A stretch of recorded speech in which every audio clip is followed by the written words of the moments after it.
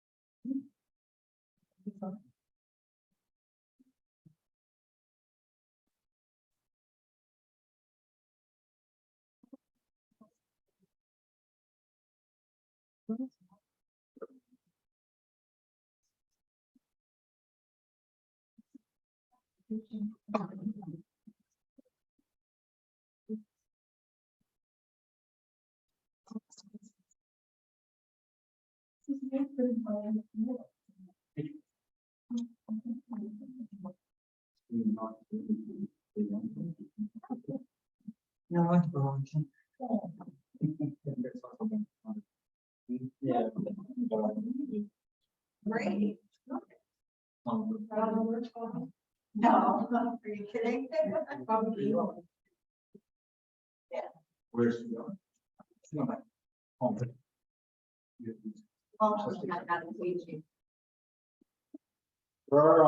Everybody needs a chair. Plenty of chairs.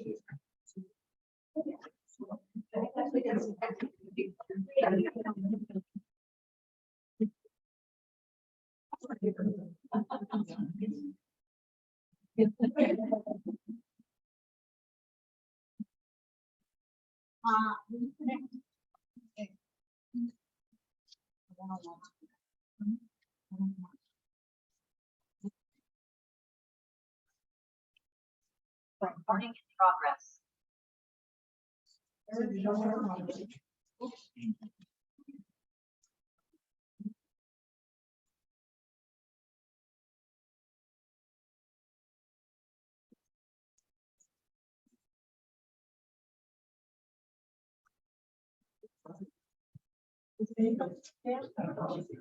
We have not seen anyone. I sent an email out to the two people I know. They're not going to be here obviously by the time we start the meeting. They might have not known that we had done a change between the second and fourth. Although I was warned, so they should have known that. I hadn't heard from them, so I assumed they were going to be here. But we don't really need them. I guess you're right. We can just hold our meeting.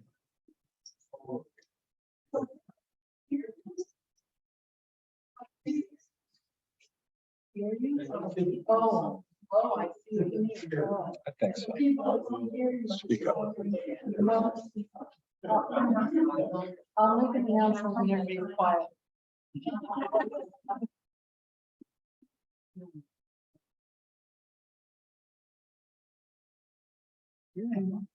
And you're recording. We are recording. Okay. All right. Good evening and welcome to a special meeting of the Norwich Selectboard. The reason it's special is because this is not the second or fourth Wednesday of the month. This is Wednesday, June 7th, 2023. My name is Marcia Calloway. I'm currently serving as chair, and I'm joined by, in alphabetical order, Mary Layton, vice chair, Priscilla Vincent, and Pamela Smith. And Roger Arnold walking in the door. This meeting is being held in the Tracy Hall meeting room and via Zoom. We expected CATV to be here tonight to broadcast live on Zoom, but they're not. So what we're going to do is tape record this on Zoom and then send it to CATV to be published on CATV. The agenda and packet materials were distributed via the Norwich listserv, and they're also available on the town website under the Select Board tab. As always, our agenda is full, so board members and public attendees are asked to focus remarks so that we can understand the concerns expressed in the most time-efficient manner. Essentially, we simply can't keep going until midnight. If someone has already expressed a concern or opinion, please feel free to be recognized by the chair for the limited purpose of concurring with that person. In the interest of time and getting through our agenda, everyone should refrain from making the same point more than once. Board members must remember to speak clearly and loudly so all participants, especially tonight, both in person and remote, can hear what we're saying. Everyone must refrain from sidebar conversations, which can impair everyone's concentration and disrupt the board's and the audience's ability to hear. For members of the public who are attending in person, please come to the table so that remote participants, well, they can't do that tonight, but please come to the table anyway, so that we can see you. And for people who are on Zoom, please raise your hand to be recognized by the chair before speaking. For remote public questions or comments through the telephone, press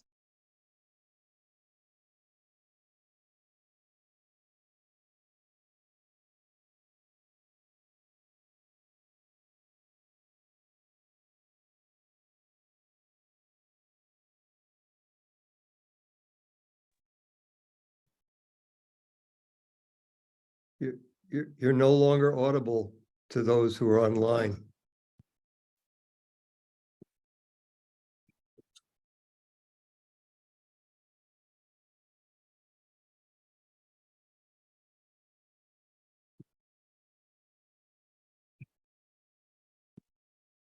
If you could stay indoors, stay indoors.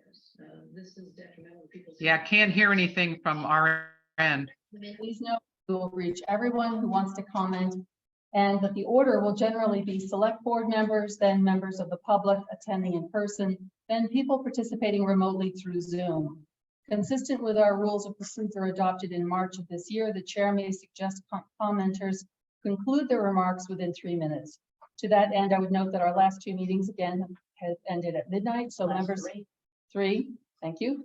Members of the public have noted that they wait sometimes for hours to hear a particular section of the agenda. Therefore, I will ask again that folks focus their comments and note that I may suggest conclusion within 3 minutes. As you know, the agenda is divided into sections. Any comments about a particular topic on the agenda should be offered during that section of the agenda. For items not on the agenda, I will invite comments limited to 3 minutes before the section titled Information Items. So, ladies and gentlemen, as to the agenda, board members, is there a motion to accept the agenda? I move to approve the agenda. Thank you. Is there a second? I will second. A second by Pam Smith. Priscilla, how do you vote? Yes. Pam? Yes. Roger Arnold? Yes. Yeah, so Marshall, yes. Unanimous.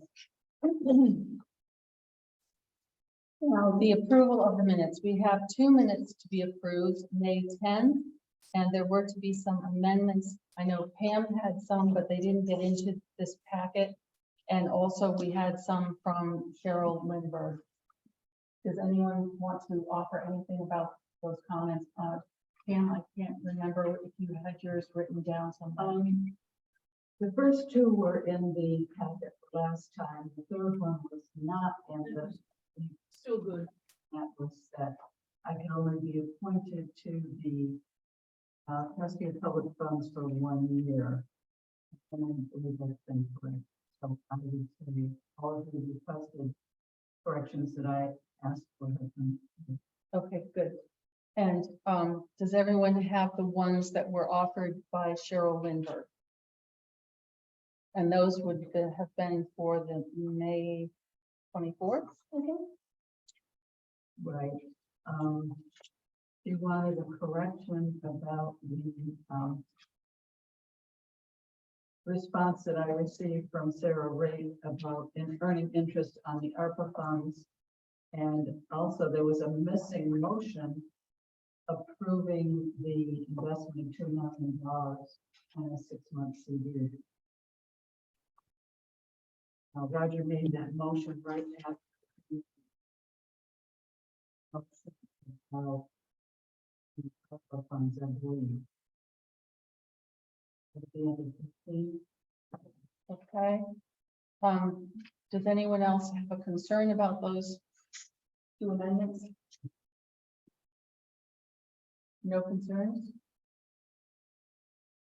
Do I have, and I think we need to get something specific to Ralph so that he knows exactly what, or to Miranda, I think, about what we need to do. Yeah, Cheryl has a comment here about what was said, but she didn't have the exact motion that would need to be pulled from. I also had it written down. Roger? Makes the motion in the end. I thought you did. I can look. If I can do it quickly.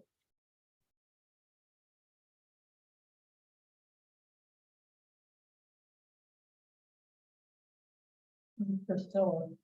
I don't have exact wording. All right, it was, Second. Priscilla made it and seconded by Roger. I have it in shorthand. And it was unanimous vote. It was Priscilla and Roger. And the motion was, I move to authorize the treasurer to move $2 million into the 6-month term CD in Mascoma Bank. Great, yeah, Does that do it? yeah, that's for me. Okay. On that basis, do we have a motion to approve the minutes of May 10 as amended? So moved. So moved by Mary. Do we have a second? I'll second. Second by Pam. Priscilla, how do you vote? Yes. Pam? Yes. Roger? Yes. Mary? Yes. Marcia, yes, that's unanimous. Now, as to the minutes of May 24th, do we have a motion to approve those as amended? So moved. So moved by Mary. Do we have a second?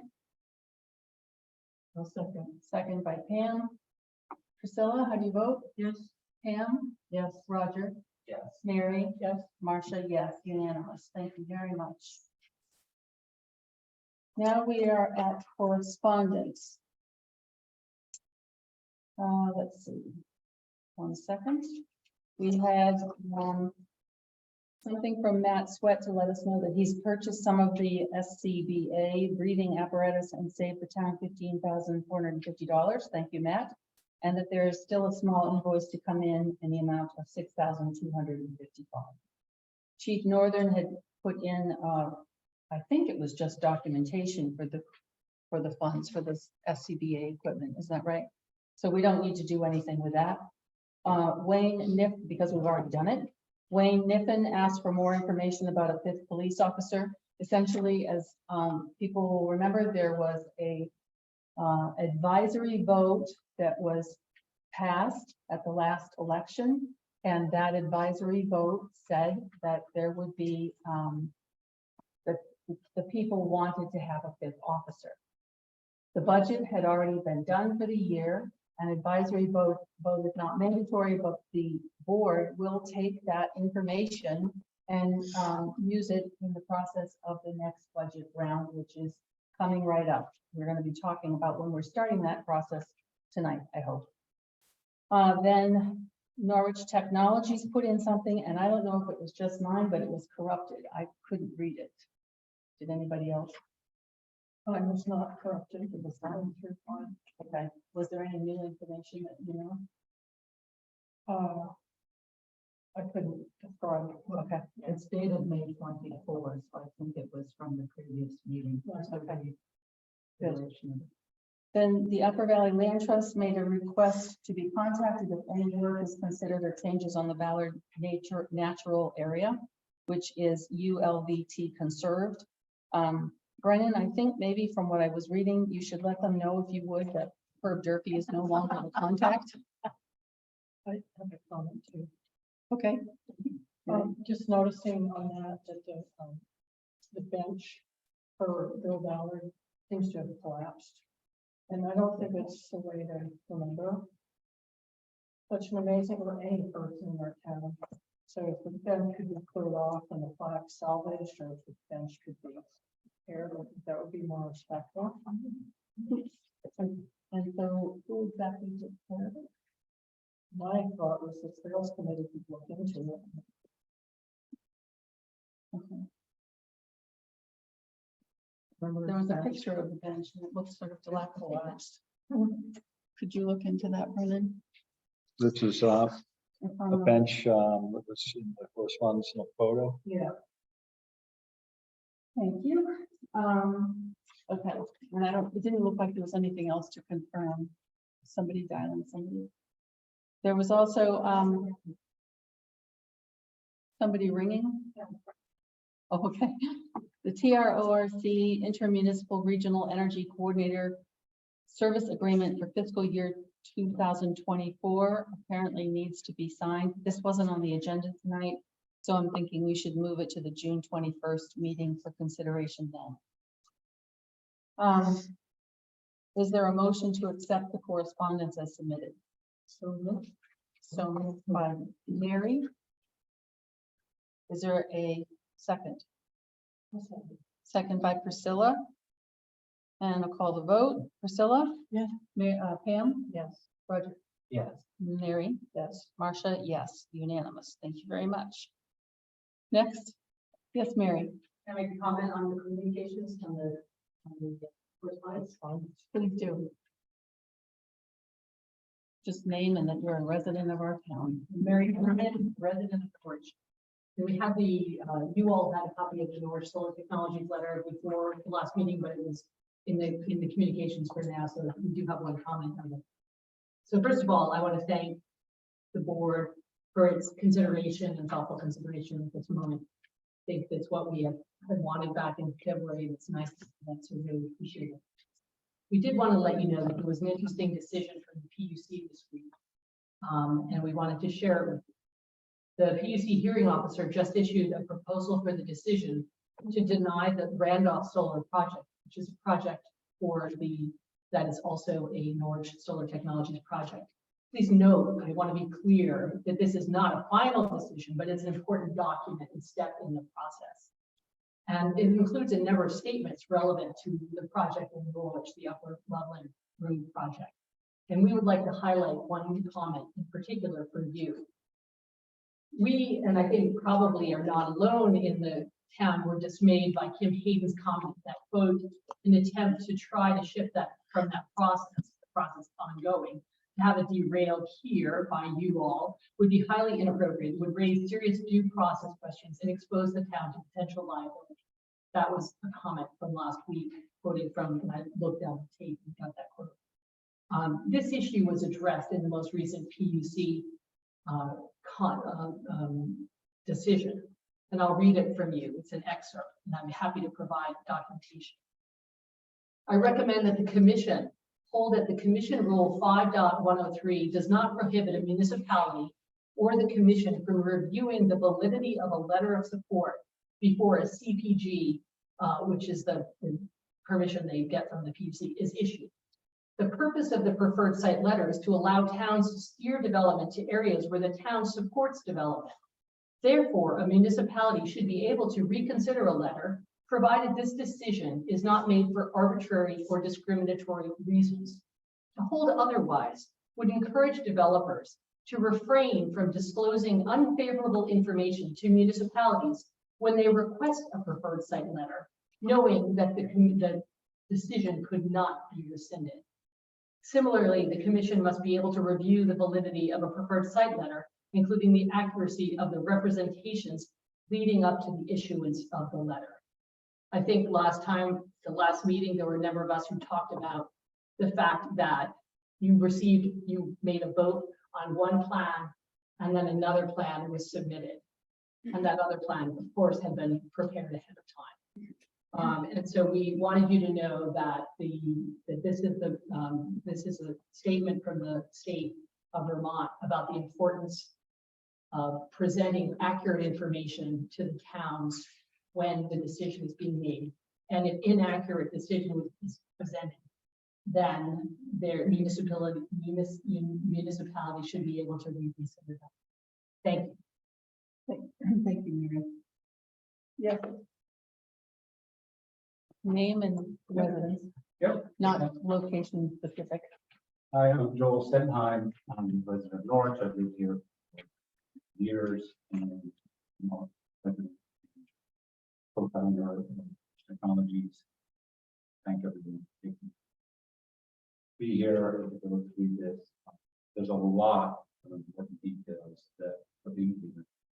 And I think everyone knows and should know that all the facts that are being discussed here very extensively been presented. That's a forum in which people have the time and the expertise to really investigate all of these. I think that unfortunately, it's only when you have a cursory sort of understanding of what's going on that there seems to be there's nothing with them. This is the thing I find is that I'm actually saddened and dismayed that people can't simply have a disagreement. And our integrity has been called into question. I can tell you that our integrity has been. But we have been in town for many years. We're proud of the company. We named the company to include the name of the town within it. I'm proud of this project. I'm proud of the projects that we've done in town. And what's been done here is it's taken what's a normal, iterative process and tried to sort of pervert it into something that's nefarious and that's absolutely not the case. We conduct ourselves with the absolute utmost integrity. And Do you have anything new to add? I do. I'm actually concerned that there are facts here that have not been taken into account in the way in which things have been presented. So a main contention that's been made against us is that we did not come back to the town. There was some kind of evolution or change, and that's absolutely wrong. We said, when Troy said that he was going to come back to the town, and he did that. And so I'd like to read his email into the record. So this is from August of 2021, it's August 23rd. And so he says, "Hi Rod, we have the environmental review on Norwich Upland Mountain and are attaching it here for your and the Planning Commission's record. As we discussed, there is one area that is wet and was determined to be a likely vernal pool. We will observe a 100-foot buffer from that area. There's also a small stream in the north portion of the parcel. We will observe a 50-foot buffer from that area. The two features don't change our proposed solar project much. There's a small amount of squishing. One feature is to the north and one is to the south. We will provide more information in the full filing. We don't see any impact on the visual analysis, but are confirming the visual analysis as part of the full application. You should see the full analysis. You should see the full application in the next week or so. And so then he provides the environmental analysis, which shows the wetland. And then he shows the change in the array. So this has been asserted that we never came back to the town. This is exactly what we said we would do. It's exactly what we did before we filed the application. And you can see that the array did move. So is that the application that went to the PUC? with So petition? then, so this, the shifted array. So let me just conclude what he says. Can you tell me yes or no if that's the one that went to the PUC with the petition? Yes. Yes. Thank you. Then he concludes the email by saying, so he said, above is the environmental map from Airwood Environment, and below is a sketch showing the proposed squishing the array black versus percentage planning commission blue. And then he shows the shift, and then he says, please send any questions or concerns our way. So this is exactly what people have accused us not of doing. It's exactly what we did do. So then the final plan went to, was what was submitted to the Public Utilities Commission. That was the plan that then went to the town.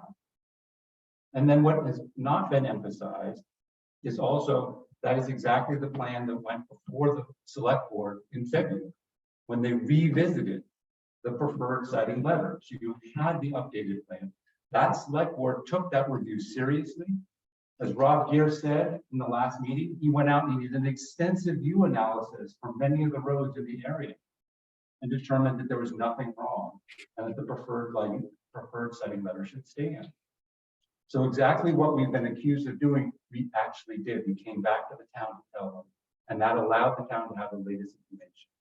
And then in an unusual step, the select board decided to review the preferred siting letter with all of the updated information that it had. None of the facts had changed, and came to the conclusion that nothing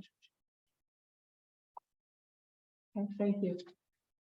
Mary, and I want to just say, the select board is going to, we have this on our agenda tonight. We're going to review what we received from council, and so we're not going to be saying anything tonight necessarily. Okay, so I guess I'm also concerned because I'm not sure that everything we, so this has been very, I don't think that like our comments last week got before the select board. I'm concerned that we have other things to follow up on.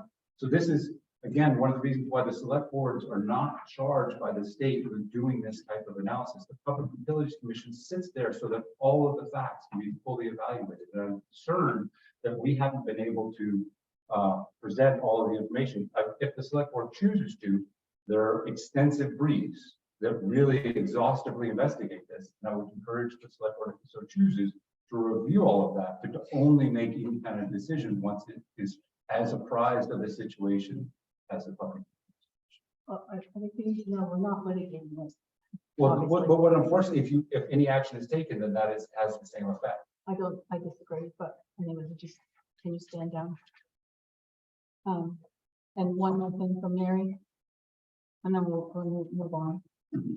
According to the Freedom of Information Act, that did go to Bob Francis. It never went to anyone else, though, as far as that was in the select board group. Roger Arnold in the Freedom of Information Act did not get that as the chair of the select board. Neither did Jackie Allen. It was not in any of their email correspondence. That map that was on there was available on in June and in August, or in July and in August, when the Planning Commission and the select board did its review. That map was available. It was not presented to you. It was presented in August after all those decisions had been made. And the abutters were not notified or not required to be of any of the select board meetings. I think people watch the select board agendas, which we now of course do, and the planning board agendas. So all of that conversation occurred with no one who would be impacted there. It would also be the follow that August 23rd email that you read. It also said that from Troy said, you should see the full application in a week or so. On February 8th, Rod wrote to Troy and said, I'm not sure we ever received the full application, which he may have, and just didn't know about it. And Troy responded, the select board and planning commission were mailed hard copies on December 6th, 2021. So on August 23rd, he said, you'll get it in a week or so. And on February 8th, he confirmed that it had been sent in December 6th, 2021. We agree there's a lot of information that needs to be explored here. And that's why we're asking you to rescind the letter, have the appropriate conversations rather than this piecemeal discussion. Thank you. Thank you. Okay. I'm sure there's some factual Okay. inaccuracies. We'll wrap up. Okay, but she said that the plan that was provided, that we had that plan, that the incorrect plan was submitted. False. It's a lot closer than the one you presented. It's not the 45 days. That's absolutely incorrect. The Point of 40, order. and this is in that. All right, one moment. Pam. I think this has gotten out of control. I think Pam, thank you. I've told him he's finishing up and we're going to talk to Tom. So it's absolutely incorrect. that the map, that the plan that was provided at 45-day notice had those changes. So this is the plan that was the 45-day notice. So the normal process of this is that we cannot begin it until we have a preferred site letter. So everything is necessarily preliminary. So before we spend tens of thousands of dollars and hundreds of hours and employ specialists, we have to get the preferred site letter. So we came and got the preferred site letter. This was the original plan that we submitted as part of the 45-day. Then we had our wetlands analysis. The wetlands analysis came back and showed that the plan needed to shift. And so then the plan that was shown in the 45-day notice presented earlier was not the one that changed. The one that changed did not occur until August when we had the information from the wetlands. This is just part of the normal process. And that shifted plan was the one that we alerted the town and that we then used as part of our commission. Thank you. If I promise not to be angry, I was very brief. Very brief and not angry. Jim Merriam, I'm CEO of Norwich Solar, and I'm really just curious to understand what the motion is. It's my understanding that the nature of the motion is the information was never received by the select board for its full evaluation, and so thus the letter should be sent. There's no motion. Okay. What we received was information that various plans were created, that various entities got different plans at different times, and that what was the plan at the time the board saw and issued the preferred site letter was not the plan that went to the PUC. Being woefully uninstructed, we, I'm sorry, says who? Says Says me. you. Okay. just to be clear,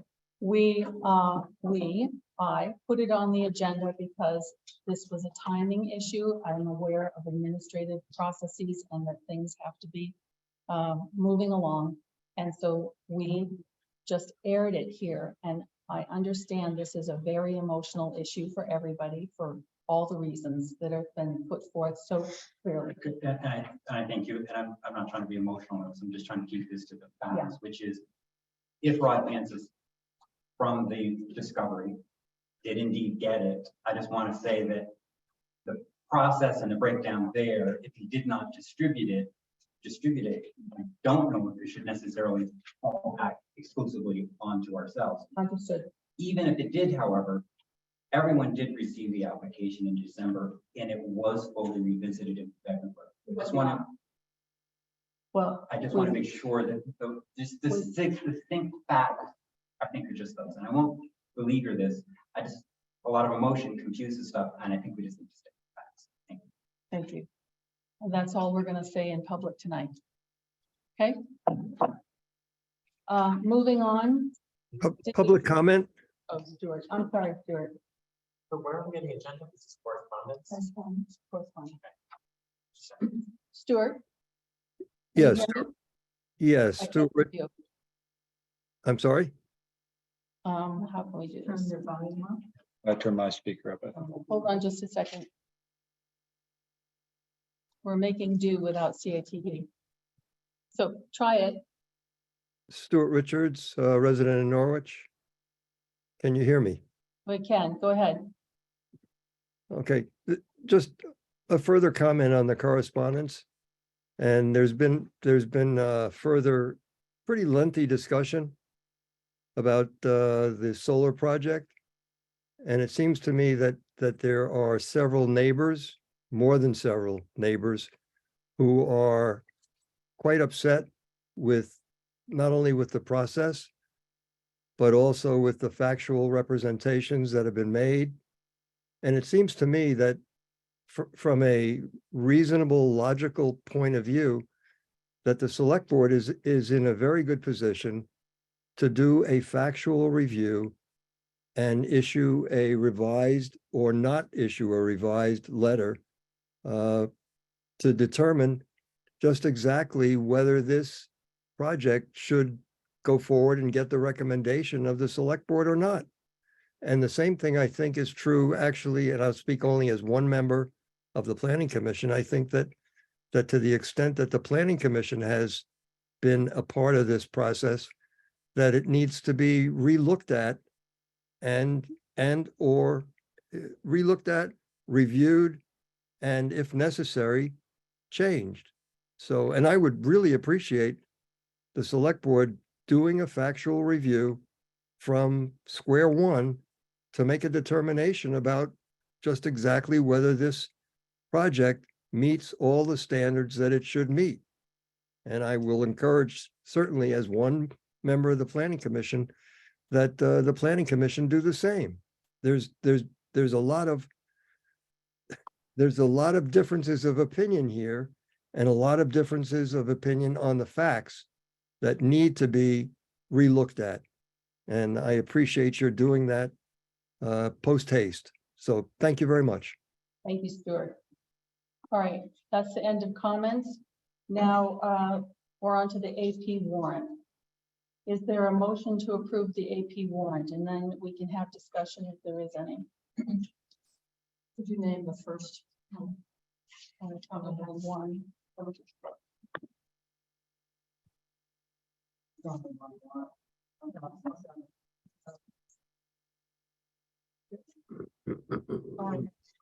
We have a motion. I move to approve AP warrant number 2007. We have a second. I will second. Second by Pam. Any discussion? So just one question, on the first page under Brian research. The something or other grant contract, $1,540. What is that? You know, I would honestly really appreciate it if you have specific questions to let me have a little forewarning of what those would be. So I don't know off the top of my head what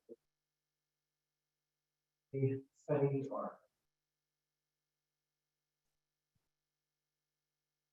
or. I believe that is correct now that.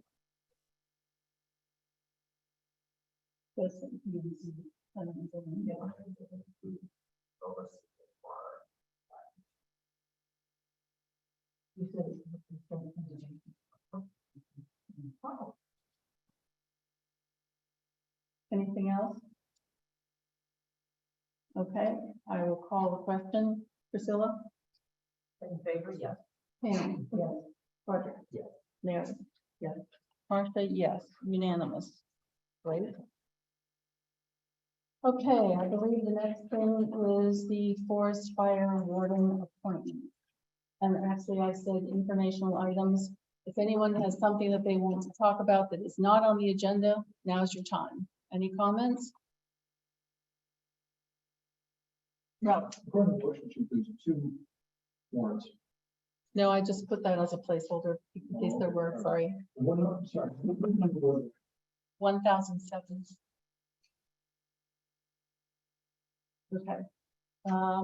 So seeing no questions, I will go to the forest fire warden appointment.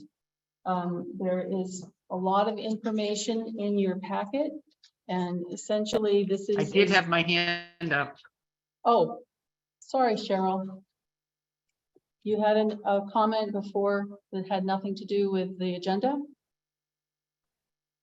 Yes, Can you, okay, just Cheryl Lindbergh from Norwich, please proceed. yes. Thank you, Marcia. Cheryl Lindbergh from Norwich. As most people know, and it's been posted on the listserv and around the town, I just wanted to mention publicly that the abstract, the 2023 abstract has been filed with the town clerk, and we are awaiting any grievance requests that we will receive. And the invitation is the grand list that will be available to the select board for setting a tax rate will be available by July 5th. I just wanted to give that update. Great. Thank Can you. people actually see this online? The abstract? She's frozen. Yes, the abstract is online. Okay. Pam Smith says the abstract is online for anyone who wants to see it. Cheryl is frozen, so I will say goodbye, Cheryl. Back to the fire warden. So essentially, fire warden position is a statutory position, but it also is a mutual appointment between the town and the state. And it's a 5-year position. There's a district fire supervisor that I called to talk about this because I wanted to learn more about it. And I put a memo in the packet to explain what I learned. Before we go on to any of the applicants, because we have applicants, we had thought it best to just advertise and treat all positions the same. And since all other positions are advertised for interest, we decided to do that as a board. So that was done. And so does anyone have any questions on the board? Priscilla? I can't, this is apparently not a salary position. There's no pay, or you get a little fee for your. By law, you get the sum of $30 from the state. Astonishing. That's total. I mean, that's not per fire. No, there is another There was small another fee one that was- Yeah, for making reports. right. That's it. Yeah, I think you're not in this for the money. So, any other? I just want to point out that I was kind of surprised to learn that this is a 5-year appointment. So that's something that we need to keep in mind as we consider candidates. Anyone else?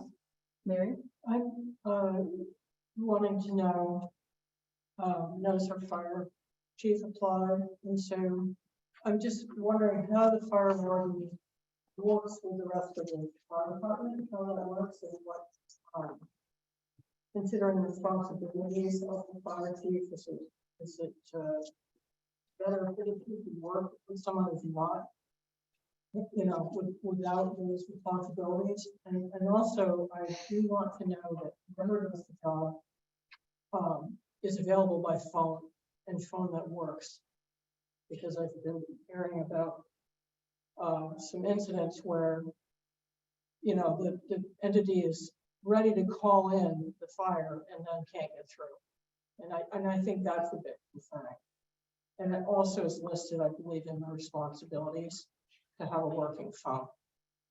So, Mr. Esden, who is the now retired district fire supervisor, told me that this is a position that's sort of historical and existed before some towns had fire departments. And so there is some conflict in the statutes about who has authority when you get to a fire. But the reality is, if a fire warden shows up and doesn't have a fire truck, they probably need to call the fire chief who has a fire truck. And well, it's stated right here in the duties too. right, Manages fire department resources and unified command, that department's highest ranking officer. I think the fire department always has that very organized a chain of command because it's a dangerous situation. Yeah. So that part is outlined very clearly. But as far as who fills that responsibility, I'm not sure where that comes from. I'm not sure it comes from statute. well, it's what part of what you submitted, so. No, that's not mine. Okay. Okay. But Maybe someone else's. yeah, Makes sense though, logical. it does make sense. What the fire district supervisor told me was that sometimes, you know, in his experience, the fire warden is there in control until the fire department arrives, and then they, you know, Hand it off. yeah. But that doesn't always happen. And so I said, is it possible for towns to sort of write that into the appointment? And he wasn't too familiar with that, but he didn't see necessarily why it couldn't happen. I don't know if it's necessary, but if you want this to be moved, yeah. Another thing saying is that I think the educational part, the communication part is also really important. So having the email, you know, reminders not to burn, I think is very important to speak that up in the public. Sandwich board, I think that part is really super important. So whoever does it, I think should, you know, keep that up. Especially in this climate. Well, you know, I've been hearing maybe we're getting another drought. Wildfires all around us in Quebec and all through Canada, so, you know, it's maybe more of a serious concern than it has been before. And in your conversations with Mr. Estes, did you talk about deputy fireworks? No, at one point we sort of did. At one point, there was a deputy situation here where our current chief was the deputy, and I can let them talk about that. Because, you know, it says here that the commissioner may appoint more and more deputies for fire wardens. Mhm. And I'm wondering, you know, can we suggest that if that's something we'd like to have, or how would that be? They have a nice person who's very experienced, Lars Lund, who's the replacement for Mr. Edson, and I think he would help work that out if we wanted to talk about it, because Mr. Edson said that if we were not going to accept his recommendation of him to fill, and we should call and discuss the appointment. And we did kind of discuss the appointment, but depending on what the board decides, there may be a discussion about deputies. I don't know. But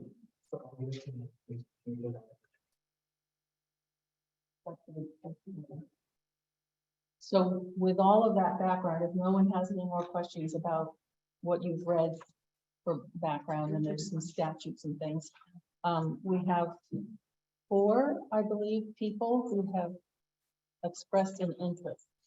So for seniority and past service, I'll call on Linda Cook. Did she go? Oh, there she is. And I'm also gonna ask, it can be a deputy or it could be a key person. Can you come up to the table so that people hear you? I'm not sure how people at home can hear you. I don't know if they will want it. It's off of my laptop. So what I've done is I asked Matt, Deputy Chief Matt Sweat, to do a little bit of research to give you some history of what's happened in the different and how they've been put into position or not, and how long they've served. So I'm gonna try and for a minute. Okay. Okay, thank you.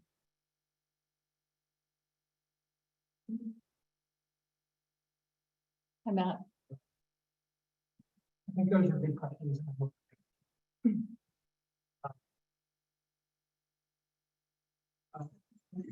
Linda asked me to provide the select board some fire warden history and context on her behalf, because at least a little bit, there's been some discussion about the perceived need to come up with warden chief positions.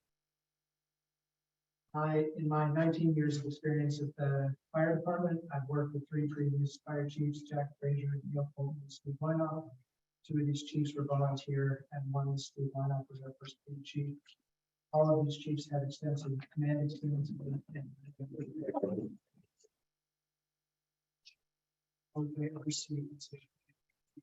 I can't really hear. You might have to speak up. This is really all we have. Nor did I ever see incident command confusion in regards to fire warden and fire chief. This includes during the 135-acre Tigertown fire in 2015, which was the largest in Norwich's history and stretched the resources of 20 local departments over 2 days. While there is no reason not to combine the positions, in the state of Vermont, the majority of fire wardens are not fire chiefs. There have been 5 total Norwich fire wardens in our history, beginning with Fire Chief Leonard Cook from 1991 to 1998, after which it was held by a Norwich Fire Department member, not chiefs, members Brian McMullen, Jay Whitehair, Nancy LaRoe, and finally Linda Cook for the past 15 years. Position of fire warden has always been one in which our competent members could deepen their leadership skills and contribute further to our department and community. It is another way for us to keep our volunteers engaged and excited about being part of the fire department. The vast majority of the Norwich Fire Warden job is an administrative one, checking the weather, alerting the public about the fire danger, deciding when conditions are safe to allow burning, issuing permits, dealing with illegal or unpermitted burns, doing occasional site visits and filling out state reports for wildland fire incidents. During occasional wildland fire incidents, it has always worked well to have a unified command between the fire warden and the fire chief, or the highest ranking fire department member on scene, where fire suppression operations were delegated to the fire department, and the fire warden can coordinate the larger scene and move around to do a continuous size up of changing conditions and advise operations about appropriate strategies and tactics to employ. In many ways, this is very similar to how our local fire departments conduct structure fire responses, where there is an incident commander and another chief or officer who is designated as operations. In the history of the fire warden position, there has never been a townwide application process, and the position appointment has always been very low key. This changed unexpectedly with last week's announcement on the listserv of the open application process. And I would like to know what has led us to this point. I think that you've outlined that you're in fairness, you're opening it up to everyone. I'm asking this because it appears that I wasn't the only one to be caught unaware of the changes of how this position was appointed this year. It doesn't seem to me that anyone involved in initiating this change alerted our current fire warden, Linda Cook, and I hope that I'm wrong about them. Considering that she has been the fire warden for 15 years and a volunteer firefighter for over 30 years, I would have assumed out of transparency, respect, and kindness, she would have been notified of the changes by those involved in making them so that she could reapply. To be clear, I'm open to changes in the application process, and I understand your reasoning now that I've heard it. And I think that the fire permitting should be improved, but I'm concerned about the way Linda has been treated during this change. I work closely with her to support the computer side of her fire warden job, and I've seen significant stress and sadness these past couple of days have caused her. Thank you. Just to be clear, at the last meeting, Linda was up here and we had a sidebar conversation, Mary and Linda and I, and we were talking about feeling that we should be doing it as an open, what do you call it? An open Application. process because of all of the way we conduct the other appointments in town. And I So asked, it's not a covert. It wasn't covert unit. It wasn't meant to be punitive. We're trying to be more fair and more consistent in our process, but it is a change. Yes, I think in my discussion with her, she was surprised, like she was caught off guard. I'm not during your conversation, but I'm not sure that your conversation was telling her that she had to reapply and that it was going to be an open position. It might have been in theory at that point. And then when it went past that point, I'm not sure if anyone reached out to her to tell her, and anyone involved in the decision reached out to her. we didn't, and for that, I'm sorry. I'll take full responsibility.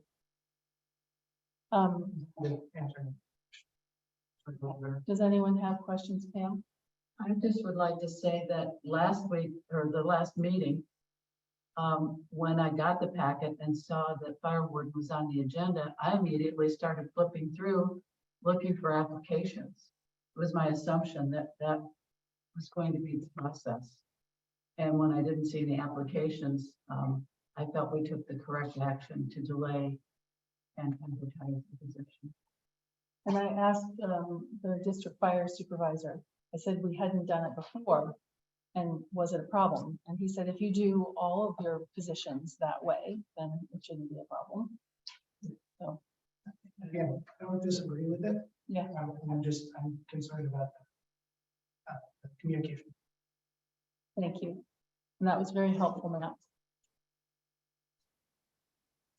Linda, we're sorry. You should have had a phone call. That's okay. Is your phone working?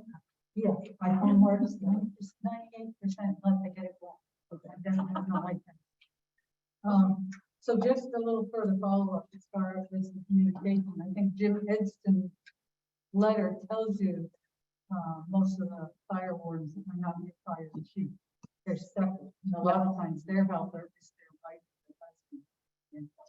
So that's been one way. And for my 15 years or my 5 terms of being presented and going through it, Jim and the state has come to me and said, do you want to run this position again? And I said, yes. And they said, okay. Then they put together a packet for your select board chair that includes that.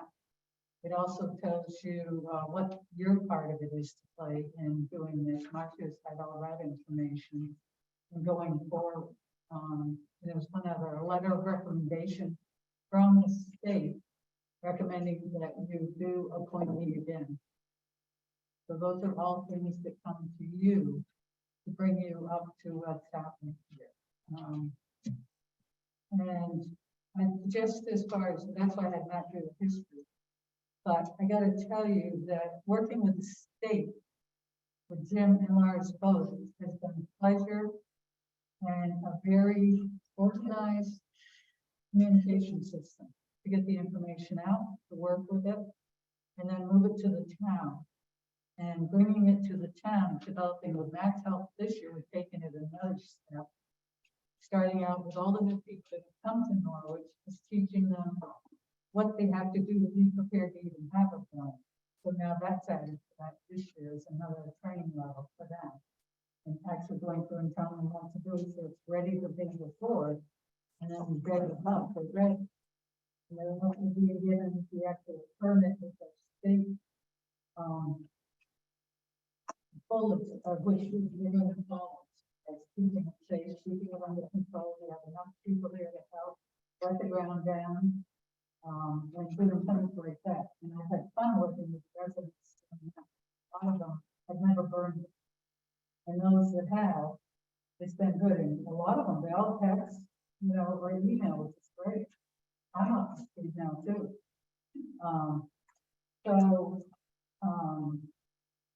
I've had, like I said, a great time working with Jim and Lars on the recommendation and moving forward. And I was sorry to see Jim retire, but he's going someplace he's going to enjoy himself. So I thank the state, I thank the town, and I thank working with the residents to make this happen. And I think more changes are going to come, but not everyone has a computer still. So the telephone comes in very handy. And I've been a volunteer with the Norwich Fire Department, as Matt has said, and fireworks for 15 years. And my district advisors support me as firefighter because I've been able to work with the residents of Norwich to encourage safe burning. They are willing to communicate with me and have campfires or pit fires because open fires are regulated, but a pit fire generally needs a cover on. So they let us know that we're having it. So we'll know about smoke conditions. So if the fire goes out, and I know I've got a burn here, I'll go see, it's usually just that pit fire. So it's another way of getting everything communicated in the system on smoke act.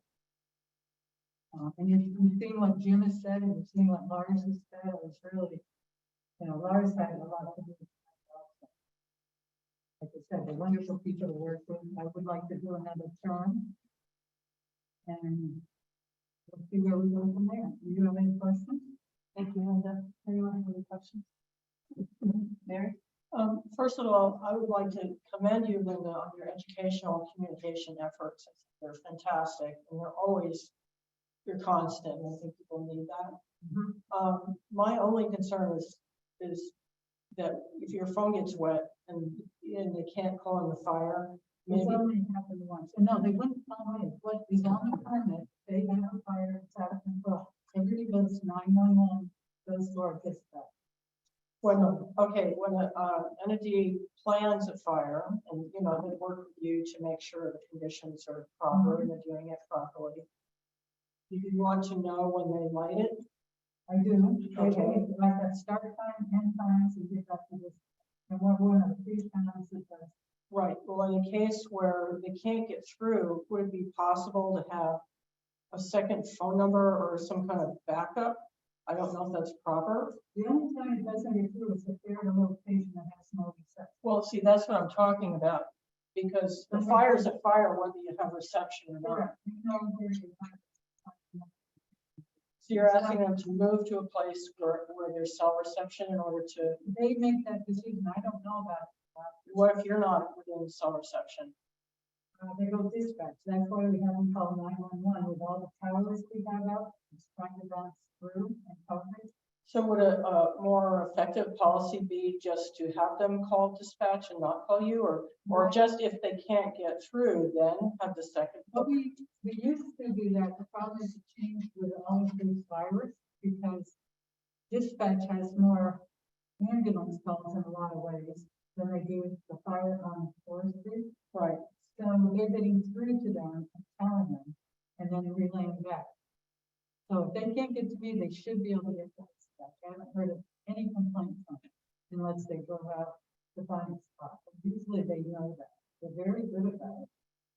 So I'm not quite clear on this. So if the entity can't get through to you, what do they do next? But they call 911. They call 911. Okay, and that's just to say that they've lit a fire, they've lit a campfire or whatever, right? It's not to report any They could- out of control situation. I mean, they usually, I have not, I've only had one that could get through and all they did is go to the other side of the land and it's gone. Well, I don't know. I've had a report from my church, the Unitarian Universalists down on Route Yeah. 5. I don't know what the coverage is there. Well, And there were, they want to be diligent, Right. and they said that they had a weekly winter campfire, so it is snow covered. They want to do everything really safely. They could not get through. And they were concerned about it. They called me because they were concerned. I said, well, they have their bucket of water, they're all in there. And I said, call 911 if there's anything that gets out of control. But I did not suggest they call 911 no, you wouldn't have. as a substitute for getting through to you. Like you and I in the church have had at least 3, and I have to go back and look at maybe more conversation. The number that they're calling me on, I can't call, nobody answers. And they haven't worked it out to find a way that I can call that number. It hasn't been working. Even, I just talked to you last week that I couldn't get through. Okay, so you need a reliable number to And call, that's 2 years now. like a delegate or somebody that has. That's the only person that I Okay. can call back. Well, okay, this is fine, and I know we're taking up time in the meeting, but it's just an example of if we can improve the communications. I mean, I support everything you do except for this one issue. It's not even, it's probably something that should be generally worked out with some kind of backup. That's why the policy, didn't need to work, it, so it's a number that actually works. Right, and I know, well, they called me and you called me, so that shows you that there is something to be worked out. But I also think that generally speaking, we should figure this out for situations like that, not just for that particular one. Because they know they can't start it. I don't even know when it's starting, so You do not. I do. That's what I thought. Okay, well, I think we're going in circles in our conversation. So I had a concern about that because, that's my question, my input. We might need better visibility for the fire warden on our website, on the town website. With maybe, I don't know, a number that goes through to the police, the fire station or something. Well, there might be a solution. I don't know if we need to talk about it tonight, and it would be, We'll work that out because I'm getting all calls on that, without a problem. This one is been a problem. Okay, We'll work that out. to be continued. But we used to have them, but they would find the phone up, so we took it off. They have to call in before they turn. Okay, and they know that, So so, they do, or they tell me before they go up on the line. okay, So I know it's happening. And I don't know what be out about. okay. So the communication's there. And really improve the communication. You can also go to the fire department. You've been posting there, just getting this information out too. Good. But the lister is a little hard that I haven't quite ironed out because if on the day I want to burn, everything's okay. The next day it isn't. So the people will come down and see me because they didn't get the way that they get sent out. They don't get it in time. Only thing we haven't been Okay. on that. But any other questions? Pam? This is why I brought up the topic of having a deputy fire warden. I wonder if that isn't part of the solution to not being able to get through to Linda for whatever reason. If we had a deputy, that would be an alternate person for a resident to Well, contact. that's why I have Matt. What, he's my, technically a deputy or the chief, what they call him, chief. And he is my second person. And he's authorized to issue burn permits? Yeah. Well, let's move on to the next people, unless you have something more to say about your candidacy. There's obviously some, I think it's going great. I know in the future you're gonna see a change because they've, the fire warden, them have really. good-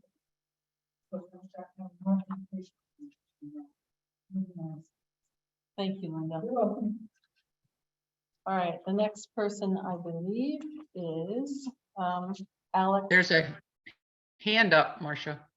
Right, I want to get, if you don't mind, I'd like to get through the people and then go to the questions, because it's all about the fire. So Alex Hone. Did I say that right?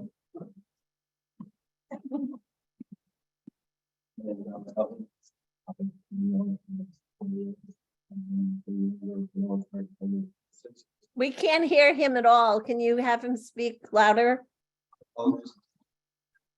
Big voice. Been a member of the, been a resident of Norwich for 20 years, been a member of the Norwich Fire Department for 6 years. Been on the Hartford Fire Department professionally for 4 years now. Big outdoor enthusiast, so I'm very familiar with the forests and lands around here, that kind of stuff.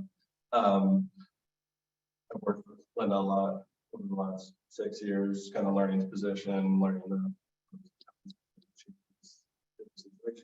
stuff. In Hartford, I serve as the kind of the Hartford chief is the warden for the town of Hartford, but we are all deputized as members of the department. But I do all the administrative work for Hartford, so I web-based format that we use to report fires to the state, and then that's the reimbursement of $30 reimbursement. I've been a big advocate in the Norwich Fire Department for advancing our wildland firefighting techniques and stuff like that. It's kind of just a big interest of mine. Introducing some new technology and equipment that we use in the field and trying to further develop our tactics and that kind of stuff and our techniques.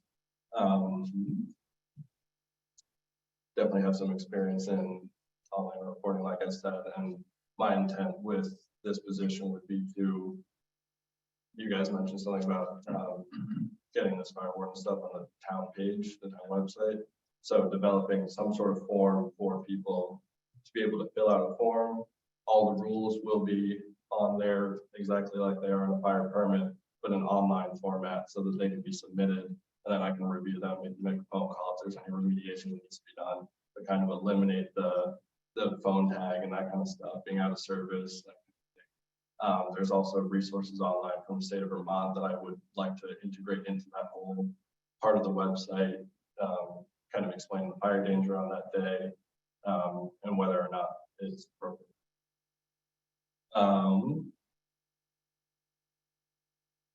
So in my experience with Hartford, I've built relationships with our mutual aid partners, which would serve me well in kind of when resources come in, being able to communicate on having and being able to kind of conduct a scene in a efficient and safe manner.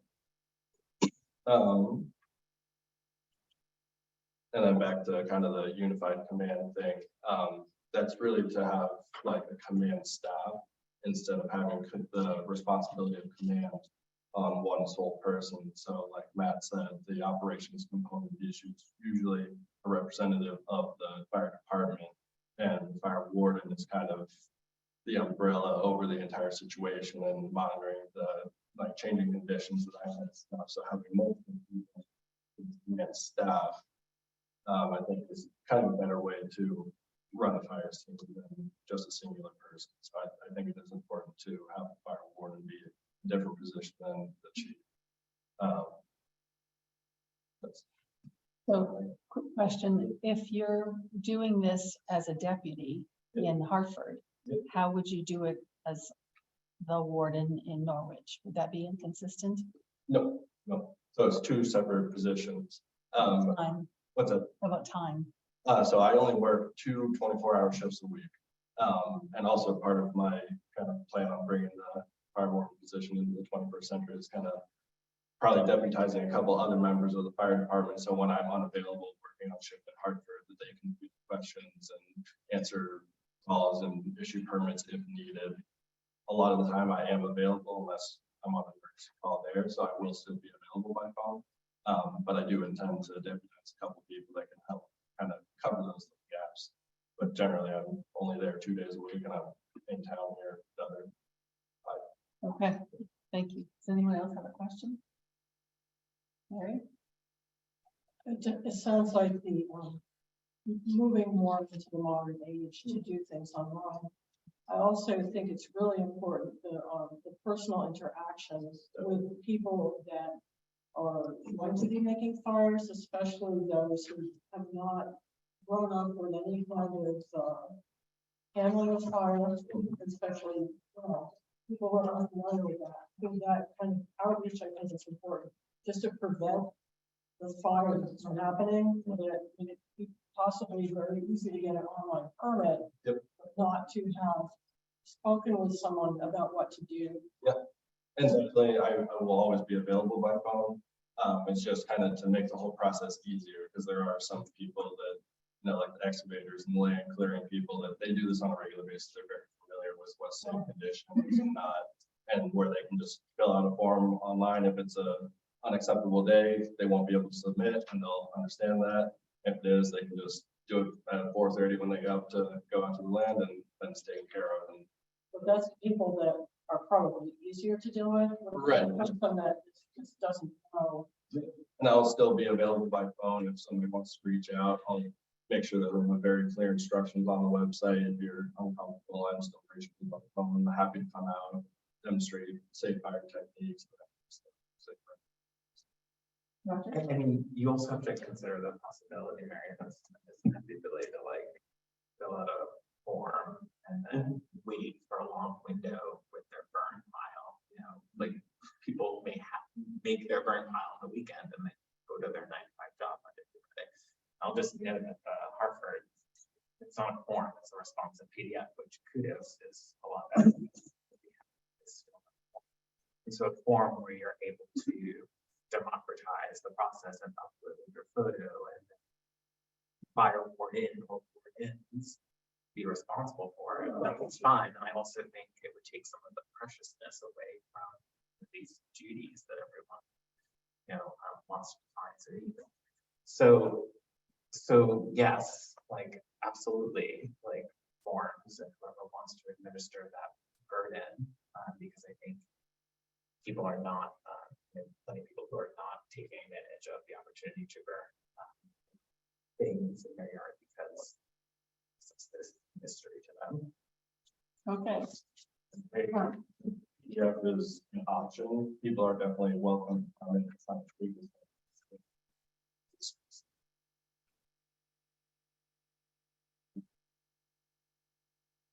Not to get rid of the hard copy things, but just to streamline it for people. Okay. Ladies, any questions? All right, thank you very much. I think the next person is Keith Moran.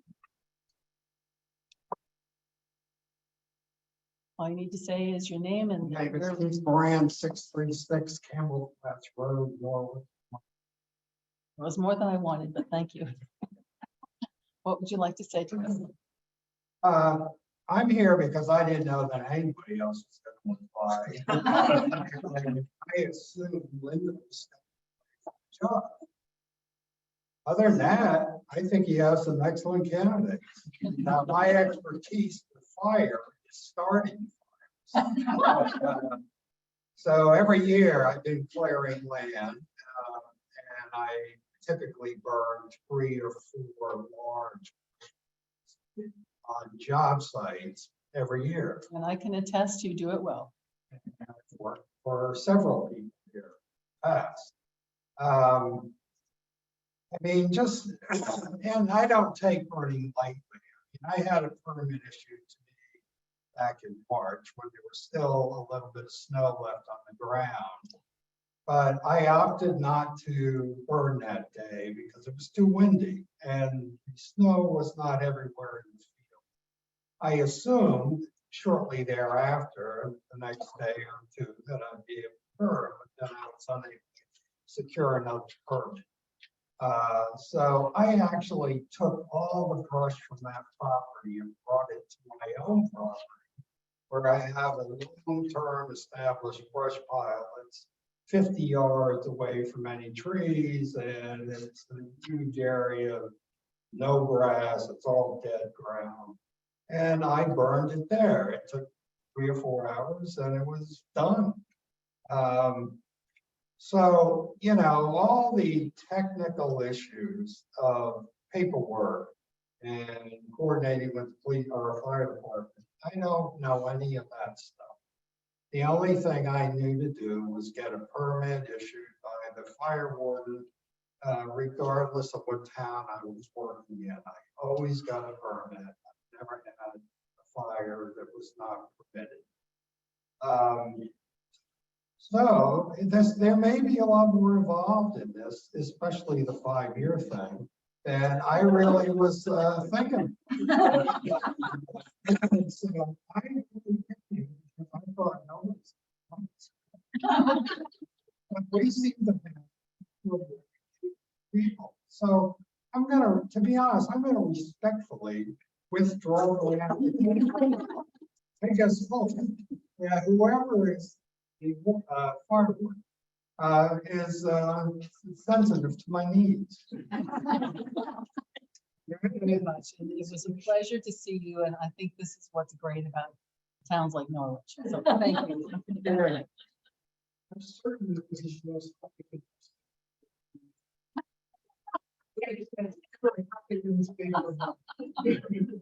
Would be Norwich. Alex Northern. Alex, are you, there you are. Last, but I hope not least. So I am not really speaking as a private citizen. I'm speaking as the fire chief. And I've been the chief for about 5 years now, and I've been able to observe the fire warden position from the outside, and I've been able to observe it from the inside as the former deputy warden.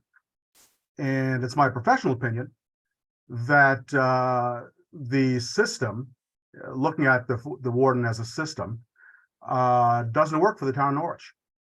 Madam Chair, I hope you'll indulge me. I'm going to again talk about the statutes, the state statutes. Hold on just a minute while I play with my volume here. There we go. We have them in front of us, I think. Good. So I'm referencing right now the fire warden job description. Mhm. And under major duties, number 1, 10 VSA 2644, right, takes personal charge of wildland firefighting operations and ensures all fire expenditures are necessary and reasonable. That directly contradicts the Vermont statutes online, which states that the town forest fire warden may choose to share or delegate command authority to a chief engineer or of a responding fire department. So the statutory basis for what the warden does, as far as I'm concerned, in reading the plain language, Madam Chair, of the statute and of what the fire warden description states, are in conflict. These statutes and the job description clearly were not developed post or current to the ICS system. These were developed way before ICS. It's been my experience in this fire department that there is a conflict between the warden and the chief. As far as I'm concerned, the town needs to advocate for the warden being a fire chief job, part of what the fire chief does. I appreciate the fact that, you know, for many, many years, we've had this system this way. Doesn't work anymore. From where I stand, from who I talk to, from the citizens that I listen to as the fire chief, the warden system is completely broken and it needs to be professionalized. This is 2023. And it's my firm belief that just because somebody puts 15 years on the job does not mean that they need to continue the same course of action. So with that said, my advocacy is for this position to be linked to the fire chief. Not me, but the position of the fire chief.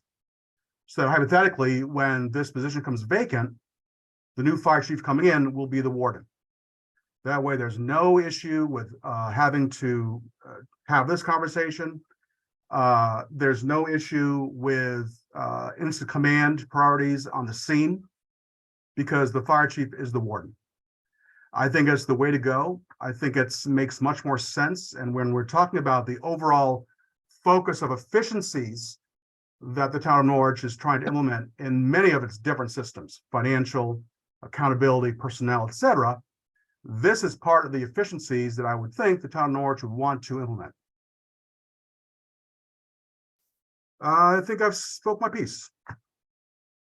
Okay. So I think we still would have to do the coordination between the state and the town, from what I've heard, and the 10 VSA 2641. There's still that 5-year appointment that is baked into the statute. Right. So even if it were the chief, we'd still have to go through the process. Right. Sure. No, I appreciate that.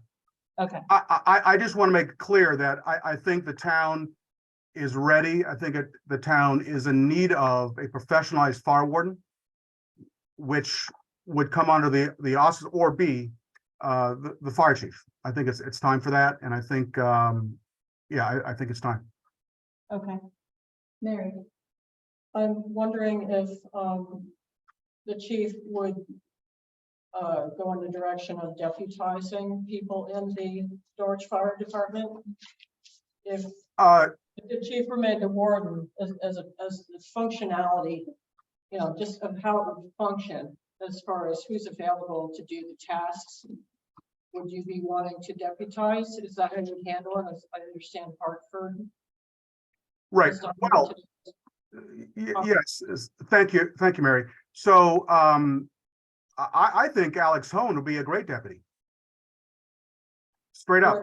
I'm just asking as a matter of functionality within your department. Would you be, I mean, let's say that we appointed you as fire warden. Would you want those duties in addition to what you do now, or would you be inclined to deputize? Oh, I see what you're saying. Yeah, no, I'm fully prepared. Well, I, as the chief, and any other chief would be fully prepared to take on those responsibilities. Absolutely. And I think it makes much more sense. I'm here, I'm in the office. You know, there's ample opportunity to engage, interact. So. Roger? So I Googled word gauche to make sure like I was like characterizing his experience as properly gauche. Roger, can you speak up? I'm sorry, I can barely hear you. This feels very gauche. Like, so I'm finding that you, as the leader of your department, want something characteristically different than people in the department. And so this is bringing to mind instructive things to follow up on, but I'm tempted to not even want to make an appointment at all because this seems so, what I call it gauche, but just generally kind of unprofessional. So like, why is this seems like something that could be internally vetted out and discussed amongst the department. And like, I absolutely appreciate that, you know, the department may have felt sort of sidelined in the announcement that we were going to open up this process, but nonetheless, it has, you know, risen some things to the surface. So I don't even know what to do other than that I would really like to hire an HR consultant for some team building for our departments. But the way that I see it is the fire warden is a way to engage volunteerism. This is ultimately still a volunteer fire department. And so we should find a way to use volunteers for this fire warden position. I think we should deputize, we should have a fire warden and a deputy fire warden, 2 applicants who are qualified and have indicated, at least one of them has indicated they would work well together. So like, But we are bound by statute to make yeah, I understand that what we are bound by statute is the contradictions. I don't have a personal stake in this. I'm advocating from the position and role of the fire chief. So I just want to make that clear. I understand that, but this seems like your vision and your opinion as the leader of the department may not be the same as people who are in the department, or so I'm hearing, right? Well, And I'm not, and so that's a very real tension. I want to bring that forward and acknowledge that's a tension that this board may have a role with the town manager vetting out in a respectful and thoughtful and honest way. But right now, I don't know what to do. I think that's beyond the scope of this, and we'll keep it to the narrow position.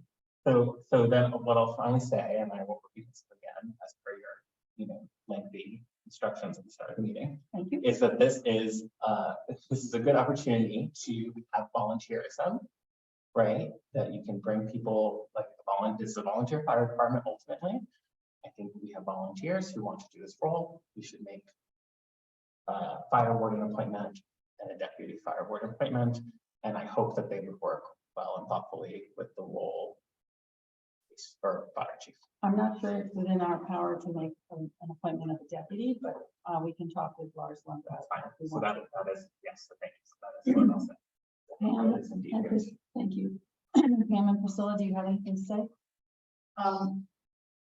I was contacted by one member of the community who expressed some frustration that if they couldn't find the fire warden, they wondered why we didn't have someone at the fire department that they could reach out to get a permit. So that, again, that's why I was mentioning, should we be requesting the ability to have a deputy, and perhaps that's someone at the fire department where hopefully, there's staff there.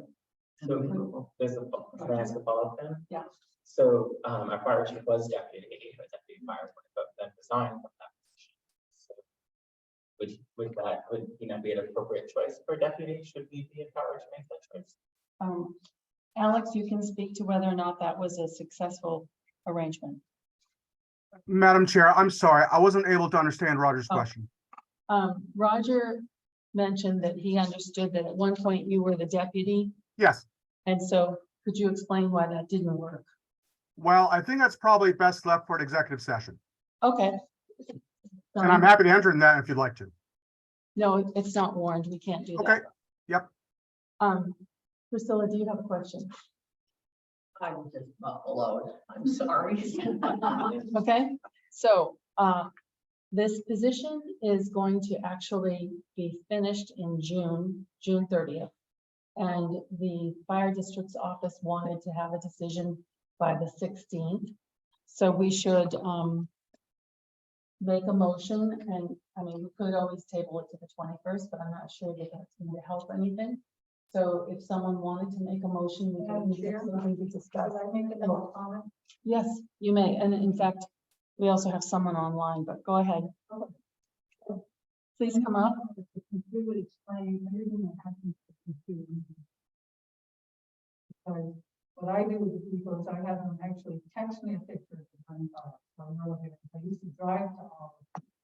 You don't have to because they're texting me pictures. A lot of it is. Can't hear. Okay, Linda, I'm not sure. I'm not sure that, do we want to hear the procedure, or does that matter right now? No, I'm not. I'm just saying that we are working that way.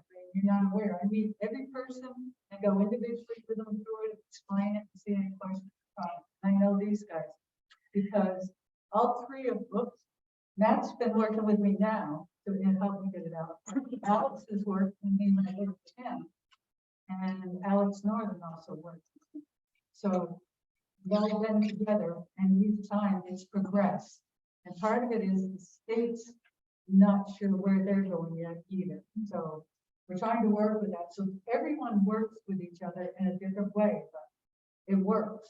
And it's not always explained well. Thank you, Linda. Just to let you know that. Thank you. And Brian McMullen, do you have a comment about any of this? Yes, I do. I did. Yes, I do. Just very simply that I thought Matt Sweat did an excellent description of what the reality of what the fire warden's job was and is, in that they deal with the public. And that I do feel that Linda has an advantage over most people, having grown up in Norwich, knows everybody in Norwich, and knows all the roads in Norwich, as having been a postal person, but also just over the years. I grant you that you folks have some internal, how would you call it, employee issues.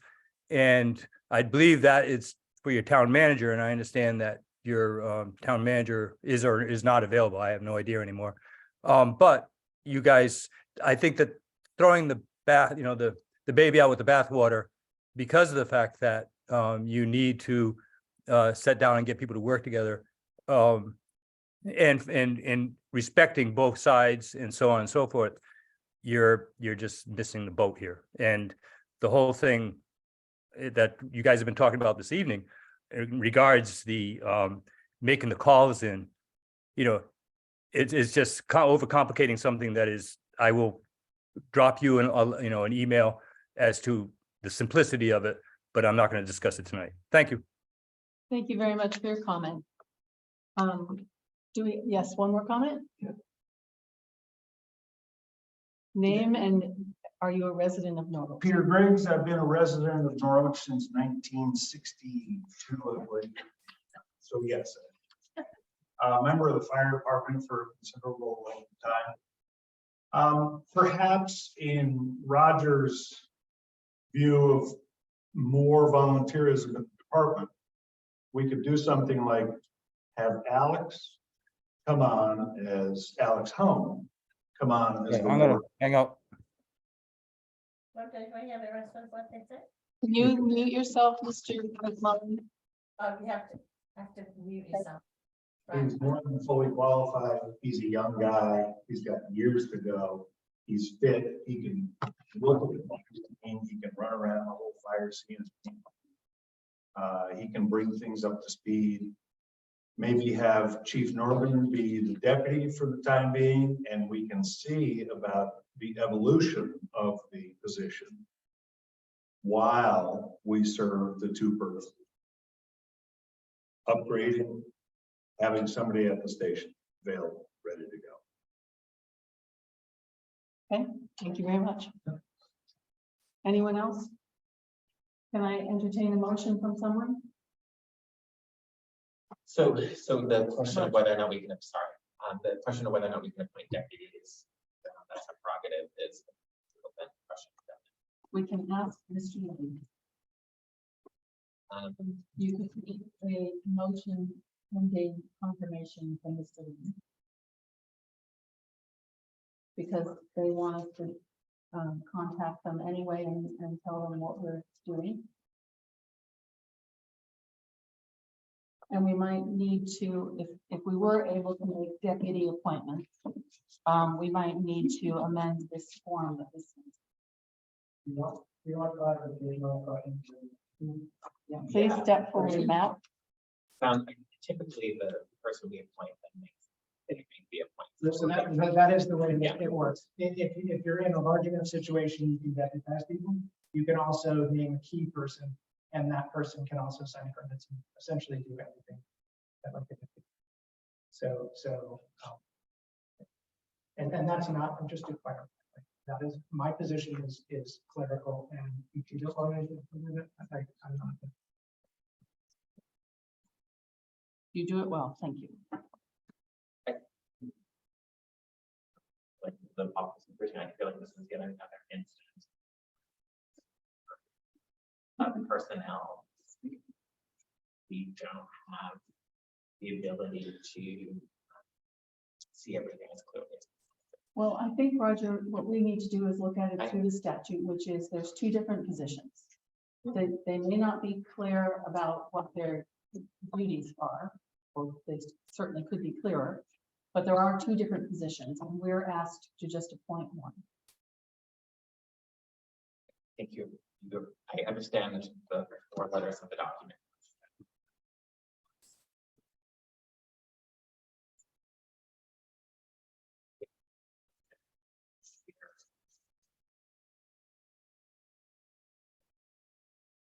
But I will do it. So I move to appoint.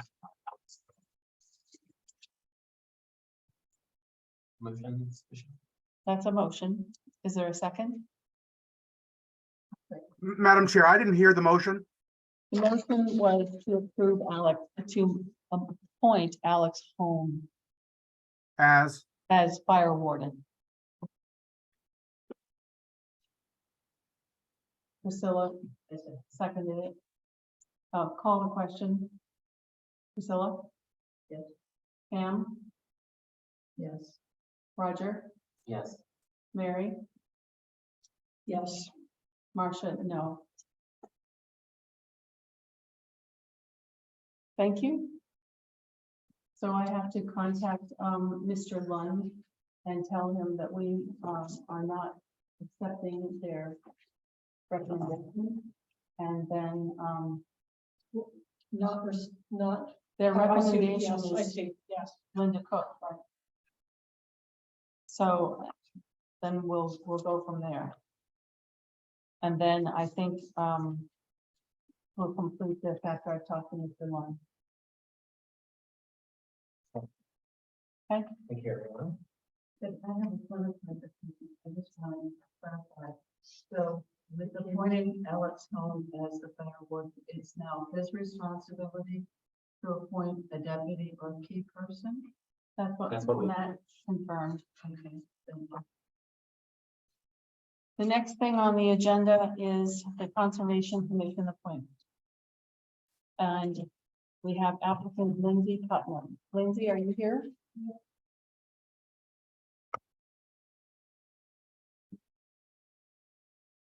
You have your application, so if you want to say something in addition, it's just, we like to meet people and say hello and know who's applying. So please offer whatever you'd like. I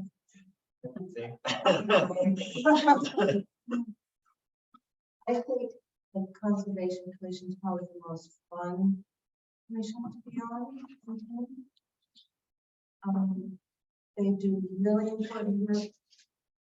I help out already a little bit, Linwood Anderson, invasive species stuff and planting of native stuff. And I'm always interested in what you're doing with this. So when the opening came up and they asked me to apply, I said, no, I don't do union meetings. And then they asked me again, and I said, okay. So, what I really like to do is the on the ground stuff. I guess I can stay away from one. Well, we're glad that you're willing to do it. So, thanks for considering. Thank you. Am I the only applicant? You are the only applicant. You had to come to a night meeting. There might be boards. It tricks you. You're welcome. Is there a motion? Yes, I move to appoint Lindsay Putnam to the Conservation Commission for a term expiring March 31st, 2020. And do we have a second? I'll second. Second by Pam. Calling the question, Philip. Pam. Roger. Mary. Yes. Marcia. Yes. Unanimous. Thank you very much. All right. Next, we have the DPW request for equipment maintenance. This is for sandblasting and rebuilding for the preservation of 2 trucks. Would you like to offer anything for them? I would, hold on. So as you read in the memo created by DPW Director Kaufman, we have a fleet of 4 Freightliner trucks. That's hard to say. And he has proposed that we send 2 of those in to be sandblasted and painted, which will increase their longevity in the field and save us money in the long run. Because this is over a $10,000 expenditure, it needs to come to the select board as a major purchase. Chris was able to get 3 different quotes from folks that do this work and has a recommendation of going with the Fletches Sandblasting and Painting Incorporated out of Epping, New Hampshire. And that would be a total amount of $11,600. So that is what is before the select board this evening. Thank you. Any questions? Pam? Will these be done one at a time, so we only have one truck out of service at a time? I am not aware, but it's a good suggestion, and I would assume that that would be the way they would do it. Right? You might not know this, but I was curious. So in the memo, Chris was saying that some of the deterioration in the truck bodies was due to the trucks not being rinsed, like hosed down. And I'm wondering whether that's kind of a historic thing, because we didn't have a spot to do it until we renovated our DPW. It's a question about ongoing maintenance. So, now we're sandblasting, but maybe with some preventive maintenance, we keep our trucks in better shape and not have to do it. So that's the question. And I don't expect you to. Yeah, I don't answer know that, the answer to that.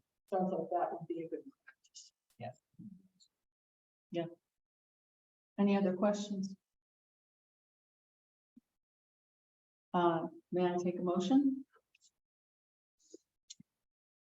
I'll move to approve the DPW request to approve funding to sandblast and paint 2 of the DPW Freightliner trucks, not to exceed the amount of $11,600. Second? I'll second, but I have a friendly amendment. Go ahead, Pam. A friendly amendment would be to specify that this comes from the highway reserve, highway equipment reserve fund. And that's what you had suggested, right? Right. Yeah, the equipment designated fund is the terminology he's used. Okay. I'm sure if it's- Highway equipment designated fund. Okay, I will accept that. Okay. I don't see a highway in there. I'm sure that's part of the mission. It's in the, on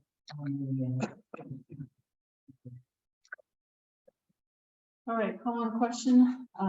Priscilla? Yes. Pam? Yes. Roger?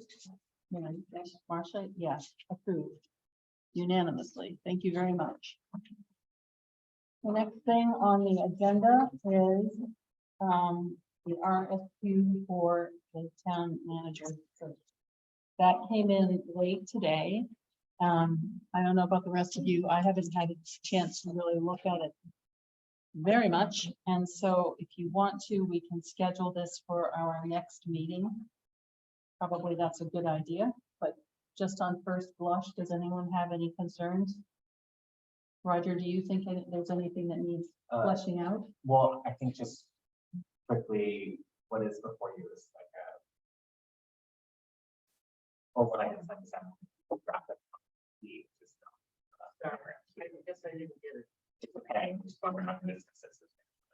That's what Mark was saying. So I did like a request for proposal rather than a request for qualifications. We had originally, I think, discussed, or in my mind, I had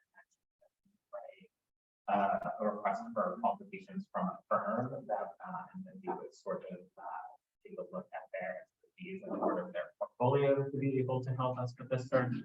But instead, I asked for these firms to just send us proposals. I think it's very standard for what I think it's very standard for what I've seen out there. I think the question of the scope is something we would need to decide on. We talk about this, when a firm performs a position analysis and develops a position profile that can be informed, by some Zoom conversation with individual board members, or it could be informed by extensive site visits to our community and workshops with staff, right? So we would need to, but I also don't think we necessarily need. I think it would be good to decide on the scope, so that way we get proposals that match what we want. So that's all what I'll say for considering I sent it. I'd also like to say more than one sentence about Norwich. I think Yeah, I mean, I pulled that one sentence from the 2021 search, and yes, the town of Norwich features a rural area lifestyle, scenic view, natural resources, and a quality school system. Makes you want to come. So Yeah, I think we can do. requires work- 4 sentences for Right. reading more. So, yes, Mary. Just noticing that, this is a draft. So it's identifying the town's strategic initiatives as affordable housing, climate action, and organizational improvement. None of this disagree with that. It's not something we haven't had a strategic plan section. And also it suggests that the candidate would be, sort of well-versed in one of those three. So I thought that was worth chatting about just a little bit. Right. So let's all have a good hard look at this, and put it up against that nice, list that Mary Gorman provided us, because this is her expertise. And, come back and talk about it next time. I could also.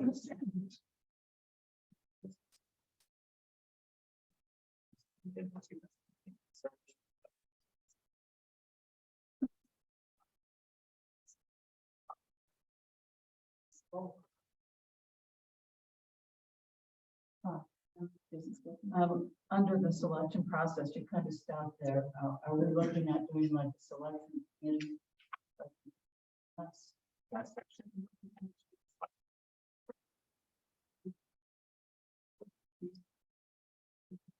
Are we to confirm and then go forward?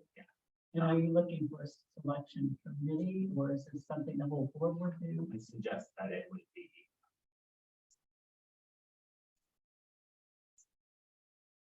I'm not structured. Yes. Maybe just. But I mean, how we're going to select a firm to work with. We would. And that's a decision that we would discuss as the board. Yeah. It would be a selection committee for that process. Not at written. I think this is good, but I think we're gonna do this, we gotta think it through and turn it around, just gonna lose the time frame. So let's, all homework is look at this for the 21st. And we'll come in here to, flush this out. Yes, Mary. Priscilla. You mentioned something that Mary Gorman put together.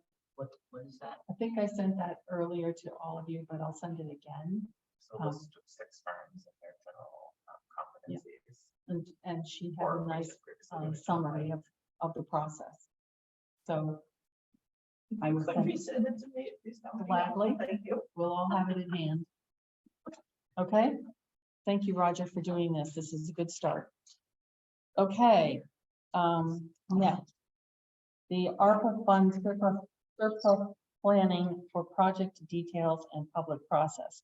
So in last week's packet, I put in a memorandum with just, throwing out some ideas for how we might proceed to gather public opinion about how to use the excess funds that we have from receipt of ARPA monies.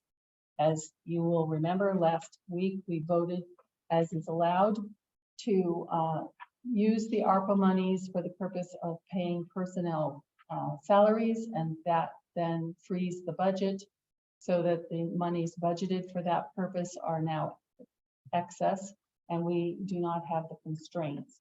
But we want to use those monies in the spirit in which they were intended, and so it would be advisable to have, it's required to have public participation. And so we have to decide about how we would do that public participation. And as part of that, we need to come up with some realistic projects that we think we could engage the public on. This last week, I was contacted by the school who had a very interesting idea that potentially we could hook up Tracy Hall to the system that they are putting together for the septic at Marion Cross, and thereby solve our septic issues in Tracy Hall for a smaller amount of money than we might otherwise. Absolve them of a pretty large bill. I'm sorry? And absolve them of a pretty large bill. Sure. Well, yeah, it actually didn't look like it was going to be a very huge price tag. So 100,000. I don't know, Perhaps, don't yeah. quote me, yeah. So in any event, it's that kind of thing. We all know we need boilers for Tracy Hall. So the idea is to come up with 3 or 4 projects, understanding that we don't have all of the details about price to the penny, but we have to come up with some things that we know need doing would be reasonable, because $1 million doesn't go very far these days at all, as we know. So any ideas from having a week to think about it, or would you like more time? Yes. Let's see, Priscilla, you haven't said much. I think we need to try to have a more coordinated approach to Tracy Hall. Instead of a little piecemeal thing, because that might not be too good, and because I've been married to an architect. I think, and I'm volunteering to do this, if you all want me to, and you can give me guidance. Put together some kind of committee, which would include an architect from, not a BB architect, an architect, some people with building experience. I can think of a couple of people I might say, would you be willing to do this? And to say, can we look at this as a whole thing? Because we have these energy issues, septic issues, we have how the building is configured issues, and we have basic maintenance that hasn't been done for a while. I mean, you know, we had the EEI or something, the truck or whatever it's called. You know, say, oh, we can squish, you know, the walls. It's like, you don't just do that. You need to, and I'm willing to try to put together a group very fast and say, you know, can we talk to other towns? Do you know of other towns that have done things or this, that, or the other? Do you have any better experience? I don't have any personal experience. I think that would be brilliant. I'm in favor of that. But I would like to know if A, one, bless me to do that, and then B, I will need guidance. For instance, I would say, maybe I would come back to you next time and say, okay, I've asked these people if they'll do this, here's a little report. Now, I'm supposing we have to do everything by open meeting law. Yes. And make sure that I tell anybody I ask who I can twist arms. Well, I think if there are decisions to be made, obviously, we're gonna do it for the, you know, open meeting law. When discussions have to be open. Well, We can discuss discussions that are later, meetings. but, I mean, Yeah, so I think what you're talking about right now is seeing if you can put together a group of people who would be interested in just consulting. And I think citizens. citizens, Who have skin in the game. right. And I want to step outside the bound, but I know Mary knows somebody who knows about interior spaces in terms of how things move. Right, I'm sure Priscilla has all kinds of. No, I don't, you can tell little I know. Well, I mean, you're connected to people. Well, I will ask you. Yeah. Okay. How does everyone feel about that? That making a sort of a first step, and that would be about Tracy Hall. Yeah. I'm wondering if this is like a precursor to doing some RFPs, because I think we need to get out in front of firms and get proposals from them. Kind of blue sky, what's possible, you know, not make predetermined decisions and say, this is the direction we want to go. Get all kinds of ideas and alternatives and consider the solution and the cost. Right. I sort of think of it like remodeling the kitchen, just in terms of Tracy Hall. You don't look for the refrigerator necessarily first and get a request. You look at the whole picture. So that's what I was thinking we might do. But you certainly need to have a so.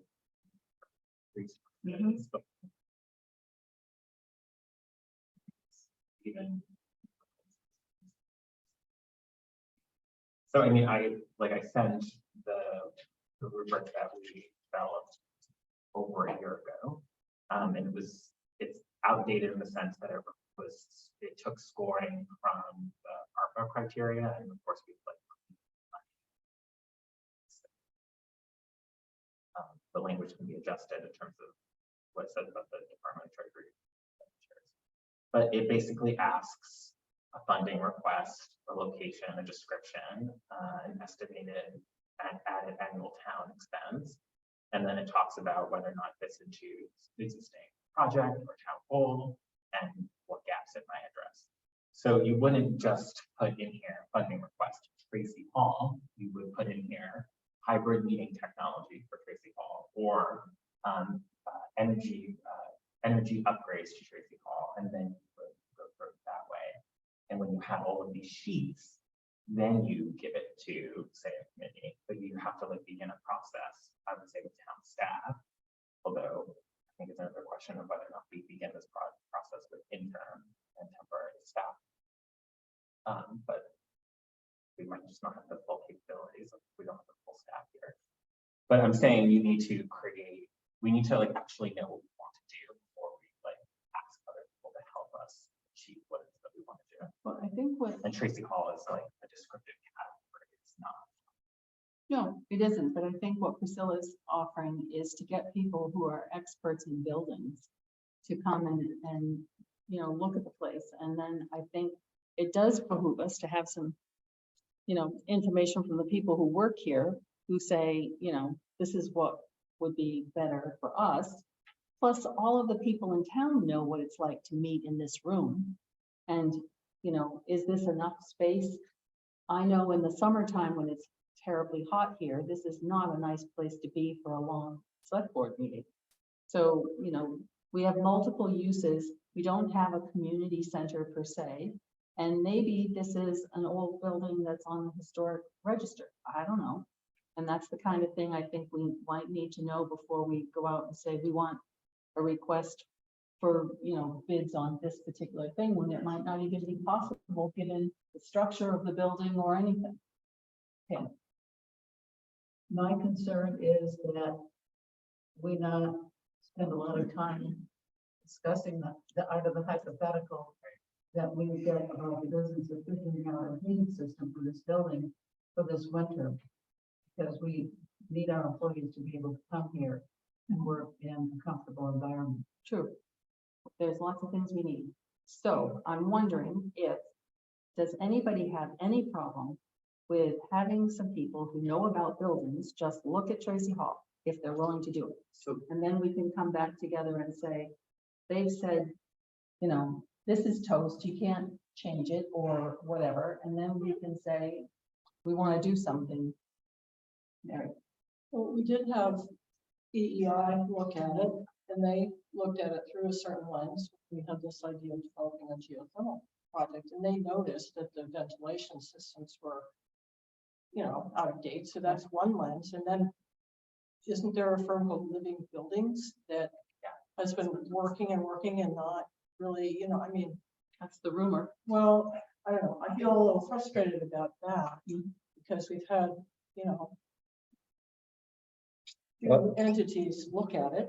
And I also like Priscilla's idea that maybe an architect would have a more comprehensive idea.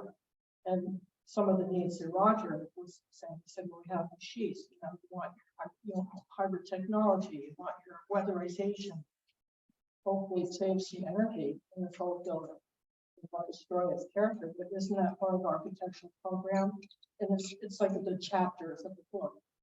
But you would want to know what the chapters are as well as the book, how that whole thing's going to go together. So that makes sense. I like Priscilla's idea, and I also like Roger's, and I also like Pam, because Pam is like, listen, it's going to be winter soon. Right. You know, make these decisions, give this something happening. And we were very lucky this past winter that the heating system held up. I don't know that we want to gamble. Well, yeah. I don't think anybody pretends to, because I mean, we were smoking at one point. Did you have something to say? I was just going to give an update on the living buildings report, which was that we had been promised that, you know, recurringly, most recently last week, still have not received that. So at this point, I'm a little concerned about that. And I don't know how we've appropriated the funding for that. That might be something we'd want to think about. That's an important point. Do you have something to add, Linda? Come on up.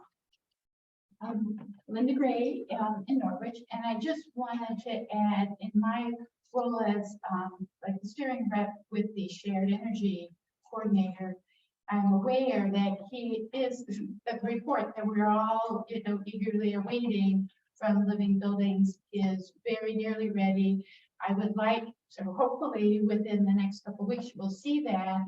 I would like to suggest that you guys wait to take official action until you do that, and I can certainly encourage our energy coordinator to, nudge very hard so that you get the report as soon as possible. But I think your approach of having a committee to review stuff would be very good, but I think you should seek, unless there's going to be some horrible delay, I think you should seek to launch that based on the report that Living Buildings will give you, because that's kind of a comprehensive view of the energy aspects of the building, which I think would be very important for you to look at. So I think, it ought to be feasible for you all to expect to see, and hopefully maybe you could schedule before. You have talked about the idea of having a meeting in which the topic was Tracy Hall with its various aspects. So I think you could plan or expect to try to do that in July and have a Living Buildings report to look at. And I think that could be the starting point for then developing, a town committee to look further and try to flesh things out. So Thank you, Linda. I think Priscilla said something. I'm not sure if people who have understand how kind of process works. If you have some kind of architect, it's like that's the manipulator of the whole mobile who has to understand how you program it, what the things, all the things are that you all have to look at and how they all have to coordinate. And you really have, and what they call your program, which is essential, is what are we trying to do with this building? And who are all the various sort of parties that have an interest in how it works, and then managing that and figuring out the sequence of events. And so I think we're really behind the game trying to ask people to start thinking about this. There's a lot of thinking has to go in first. And also just because I know builders and stuff, even if we said, oh, gotta have a boiler, and we had the specs for a boiler, and I'm not saying we should do it this way, I think this is what I want to avoid. And we said, let's go order the boiler now so we have it ready for this heating system. I don't know that we would have time to do that, because the stuff is just not necessarily sitting there on the shelf, and you can't necessarily find the people you need to install stuff. And every time you go into an old building to install something, you say, oh, look what else. Right? So I mean, So given all of that, do you think that it's too late to, I mean, you mustn't think it's too late to have it. we can't do nothing. We have to get something going, but that's why I think it would be helpful to just see what I can scramble together and say, come on, give me some ideas of things we can consider. And in what order? Yes. So we can here, just like now, since we're doing it, decide what are the priorities for this building. So I can do it really quickly. So we need a new heating system that is in line with climate goals, and we need the space needs assessments so our employees can function more successfully with visiting members of the public. So these are the two goals for this building. Is that basis that we need to figure out what information we need to achieve these goals. So like, it could be a committee, but like right now, I just want to know that we agree if those are the two goals for this building or not. You mentioned a community center, where the goal of this building is not to build it as a community center. Nope. So, That's not what I meant. right, so like, you know, Okay. we're not redesigning, we're redesigning space to the extent that improve efficiencies for town staff, and so that way you don't have one person in a giant office and two people in like a press. Like that, like those are the goals. So if we agree with that, then we can go forward. Okay, well, hold on. What are your goals, Priscilla? Identify some people that I think would be helpful and knowledgeable, and just start hiring them, and then come back to you at our next meeting in 2 weeks and say, here's what we've been talking about. I mean, we're not going to charge off and do anything without a whole lot of discussion, a whole lot more research, but Because they would be making recommendations about heating and space for employees and all of that. well, some of those things you can't do until you get in and talk to people, but I mean, it's complicated. Yeah, and maybe firms we should think about hiring to do this, though. I'm not gonna ask people to do, this is a huge job, to do this for free. I would agree with Roger on those two items, but I would also add that we have to look at the ventilation system, Yeah. so it should be an HVAC analysis. We also need to look at technology. If you work in this building, you know that even the outlets are not always functional, not to mention the hookups to the internet and the technology, the server and everything. We also need to look at weatherization, making this building more energy efficient. So if I may follow up. Go ahead, Roger. Okay, so to that extent, then it can be, like if you're thinking you're an RFP model.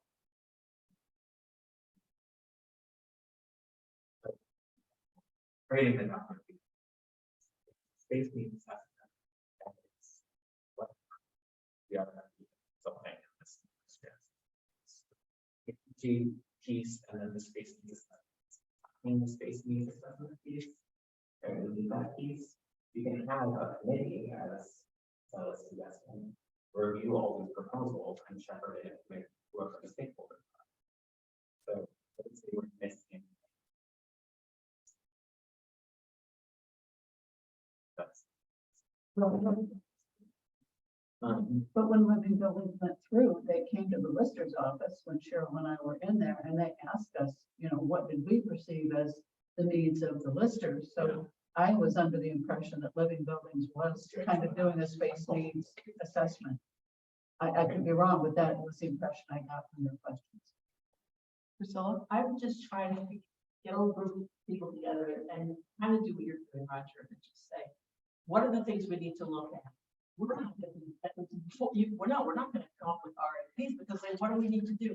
Break it down to manage these things. Yeah. I'm hoping we can renovate this place in a sensible way.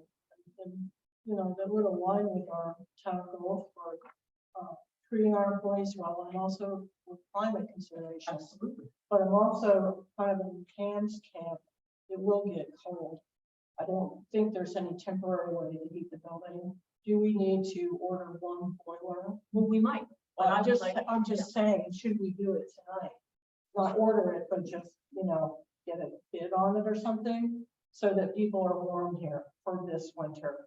And that kind of messes up the whole idea of doing it really well, which is where you think it through and you know, are doing it comprehensively, you're saving there, doing all things that really need to be done.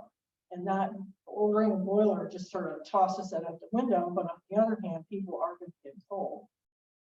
Unless you want to move everyone out. I want to move this along. Would anyone be willing to just see who Priscilla can come up with for people who might be able to just say, here's a checklist of things that you need to think about, right? Because we know the things that logically, I agree with everything that everybody said. We probably wouldn't be able to pay for all of this, I bet you. But $1 million, no way. no. So, you know, we're going to have to do a triage. And as you all know from working on your own house, once you start one thing, you realize maybe, you know, you're going to have to do something else, and it takes some of the money that you were planning for project B. So that's why I'd like to sort of have some experts on top of what we think we like, and then we could begin to look at what we can do reasonably with the money we have. Roger?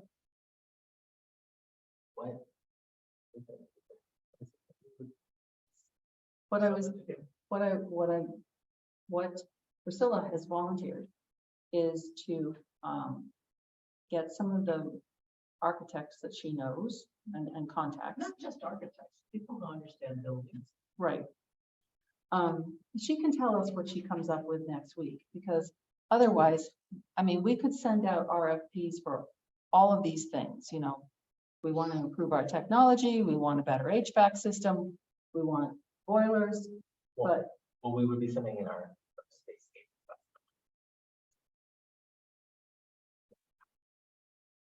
these days, but to answer your question, I think that we're still developing this a list of people whose backgrounds would be. We want to talk to you before we get back to you. Okay, So what do we do? We're forming a committee, is that the question? we're not forming a committee. She's just. I'm happy if I can run stuff a little bit. You just have permission to talk. Yeah, that's. Do we all agree on that? I would be willing to assist Priscilla if that's acceptable. Up to Priscilla. I don't know why it has to be just citizens of Norwich. Right. No, but we can start with that because we're not paying anybody to give us this advice. Yeah, right. Now, last thing I'd like to know is, we had a space needs assessment, I thought, floating on here, or it started. Apart from living buildings, didn't that, don't I remember that from? Other Creek came in and did an assessment of some of this. That's it? Yes. Okay. But All right. I think Brendan had mentioned that they would make it part two. I mean, I think this is why I suggested a form or a rubric to sort of gather all these projects into a binder, if you will, and then we can move more. Yes.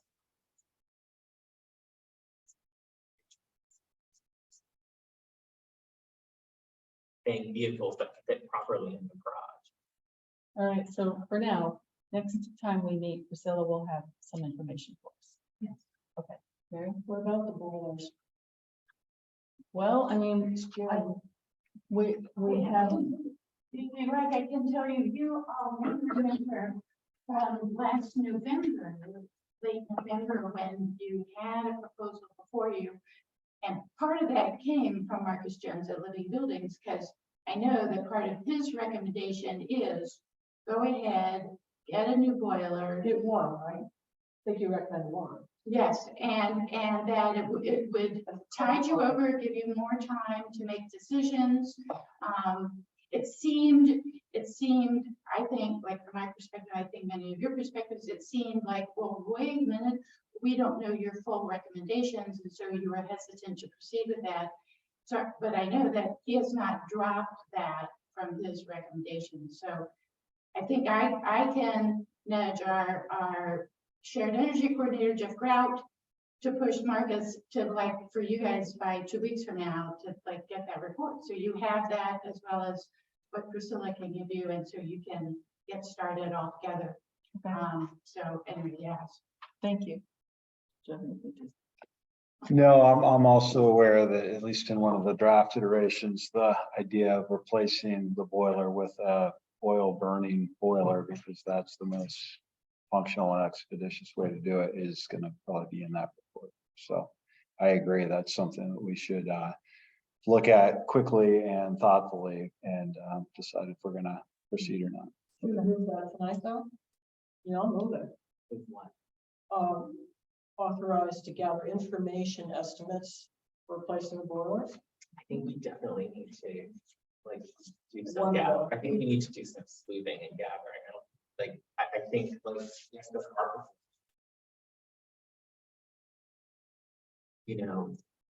Tracy Hall, heating. Create a folder of all of the past work, right? Like that exists in town hall, right? Like, so it would just be a matter of reorganizing.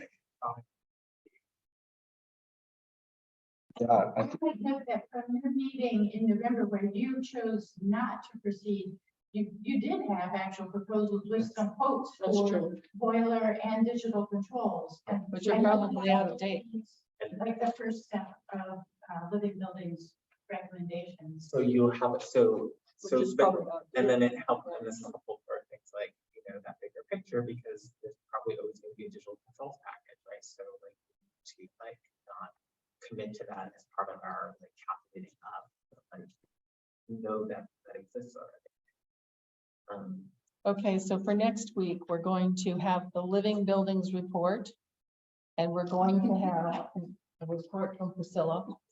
And we will, I'll work with Brennan to see, as soon as we get the Living Buildings report, see if we can do something about getting a quote. Can you? Sorry, Roger. All right, let's do Mary first. If Brian could pull out that quote from, last November, I think it was the only one voted to do that. And That was a 4-1. right, and then also the merits of EEI, right? They may like bless them, may be willing to work with us again if I think we're in a situation where we have I almost said a graveyard of proposals, but no, we have an arsenal. We have an archive of proposals to see. So we need to understand grief and grievances, if not like the virtues and merits of that past work. Okay, so next time we meet, we're going to talk about the work from Priscilla, the living buildings, and Brennan and I will confer about boilers. And hopefully something in front of you so that we can have a motion. I think Aaron Lamperti has had a hand up too. Aaron Lamperti, I see you sort of. Go ahead. Hi. Hi. Yeah, Roger just mentioned, I just wanted to point out that you have already gone through a request for qualifications process. You have a company, EEI, that you have selected through that process. That company has mechanical drawings, architectural drawings already have begun for Tracy Hall. At that time, there was no request for an architectural review, but that certainly can be done. If you were in a hurry at all, meet with EEI and just get back on track. That proposal was passed by the town. It was withdrawn in the face of COVID fears about financial fears, but it was passed, and you now have another $1 million to tack onto it. It was not a geothermal proposal. It was the warrant that was passed was up to $2 million. The geothermal was a possibility, but it wasn't necessarily the project. It was going to be investigated as part of the process. And certainly EI could do a air source heat pump system that was at least some hundreds of thousands of dollars cheaper. And of course, the numbers are going to be all different now. But at any rate, you already have this process underway. You have a company that's already, you've already vetted and you've already chosen. So I mean, to me, that's a very straightforward pathway for the town to get something done sooner rather than later. And they're a reputable company. They've worked with the Marion Cross. They've worked with schools all over the state and towns. We'll look That's back. my 2 cents. Thank you. We'll look back and refresh our recollection. Yes. Okay.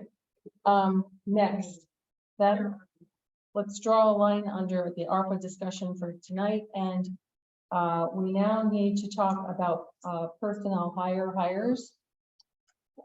So an executive session may be required, will be required pursuant to 1 VSA 313A3 to consider the appointment or employment of an employee or employees, provided that the public body shall make a final decision to hire or appoint in an open meeting and shall explain the reasons for its final decision during the open meeting. And also to invite the interim town manager as required. Do I have a motion to that extent? That was a lot more than- Oh, that's not a bad idea. All right, let's take a break until 9:55. 8:55. Yeah. That was wishful. 8:55. 10 minutes, please.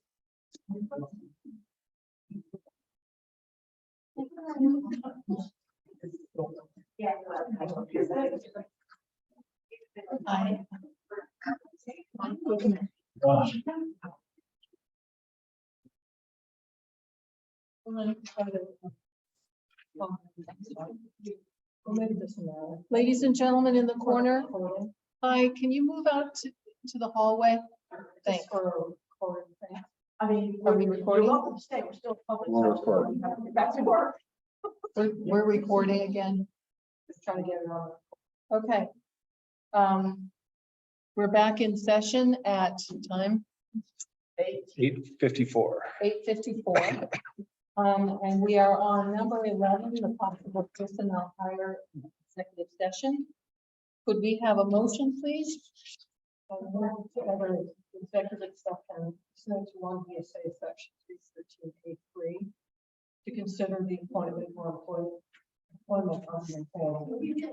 Thank you. Do we have a second? Second by Priscilla. I'm calling the question. Priscilla? Yes. Pam? Yes. Roger? Yes. Mary? Yes. Marcia? Yes. Unanimous. We are in executive session at 8:55. 8:55. Okay. Not invite the town manager. Oh, yes. Oh, Good you want to point. make the motion to do that? Yes, second motion. Yes, please. I move to invite the town manager to, interim town manager to join the executive session.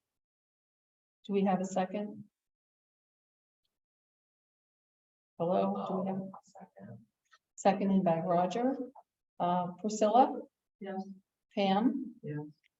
Roger? Mary? Yeah. Marcia? Yes. Unanimous. We are now in public executive session at Still 8:55. Okay, we shall move.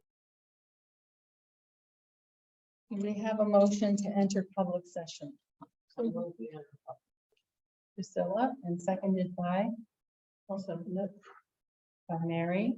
Priscilla, how do you vote? Yeah. Pam? Yes. Roger? Yes. Mary? Marcia, yes, unanimous. We're in public session at 10 o'clock even.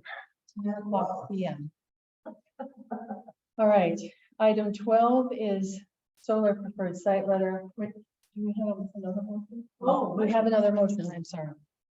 Do we have a motion to authorize the interim town manager to make a conditional offer of employment? So moved. So moved by Mary. Do we have a second? Seconded by Priscilla. Roger, how do you vote? Mary? Yes. Pam? No. No. Priscilla? Yes. Marcia? Yes. The motion passes. Okay.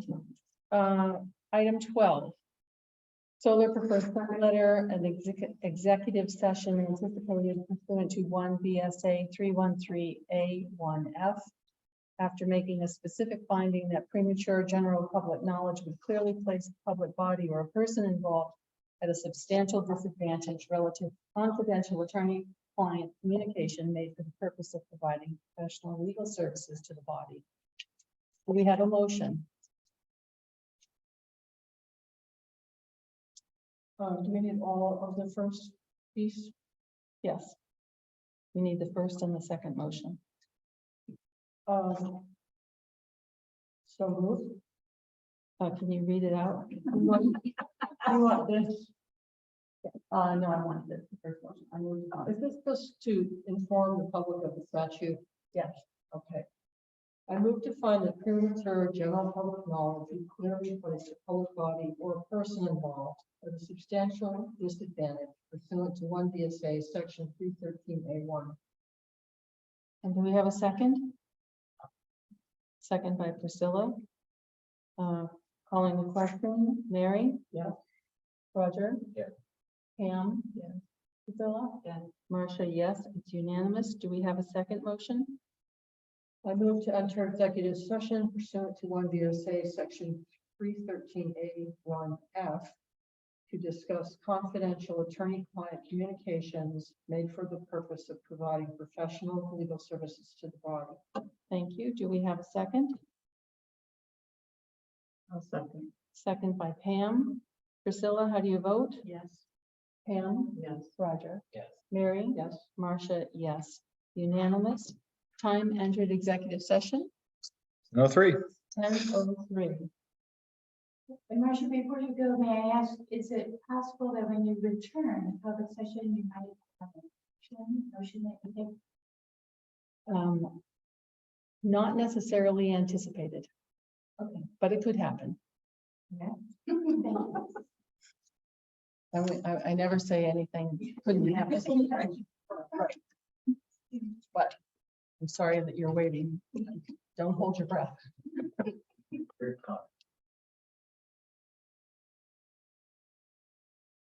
All right. Is that on the recording? Yes, it was. Okay. Mary moved to enter public session. I'll second. Seconded by Pam. Pam, how do you vote? Yes. Roger. Yes. Mary. Yes. Marcia, yes. Okay. Do we have a friendly amendment to the motion that was just passed? I move to invite the interim town manager into the executive session. That's a new motion. Okay. By Mary, do we have a second? Second. Second by Pam. All in favor? All is in favor. Unanimous. Do we have a motion to enter executive session?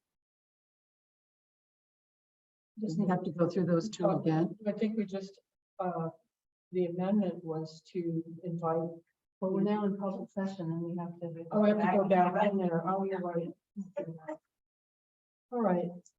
Let's see. I moved to enter executive session. This one, right? That's right. Move to enter executive session pursuant to 1 VSA section 313A1F to discuss confidential attorney-client communications made for the purpose of providing professional legal services to the body. Second? Second by Roger. All in favor? Aye. Aye. Good. Unanimous. We are now in executive session at. No, 10:05. Sorry. 2 minutes of our life.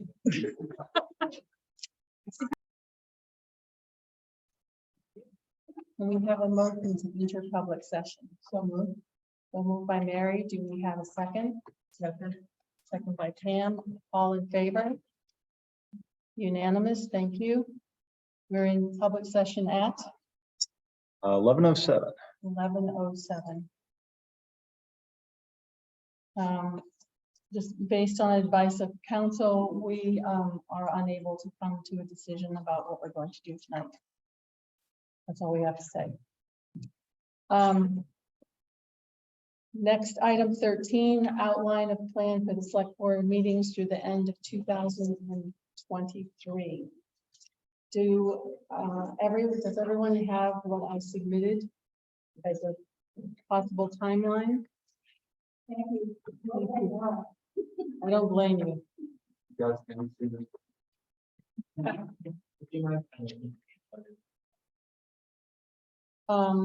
Well, I know you have to leave. Yep. Other people, do you want to table this for tonight? Do you want to do anything at all with it? I'd like to table it. I have a lot of comments. So it might be better to take.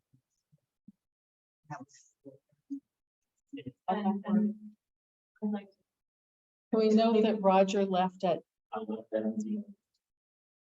11:08? I'd like to maybe like, especially take on this Tracy Hall thing, maybe find some times when we put it in and suggest that those things be added in at some point. So I was thinking, could I send a memo to everybody, not a discussion, saying, these are some things. Yeah, that was what I was gonna suggest. Everybody should just do a memo. Yeah. Okay. Okay. Oh, so memo on what we're trying to finish up with the outline plan. Yeah. Send the memo. And then we might have to hash out the discussion, what can we actually manage to squash in here? So have to be practical with that. Right. Okay, so send a memo on that.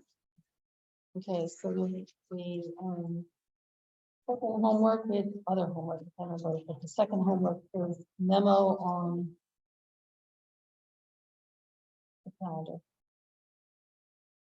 Okay, so do we need a motion to table this or just agree to table it? Let's just agree. All right, everybody agree to table this until the next time.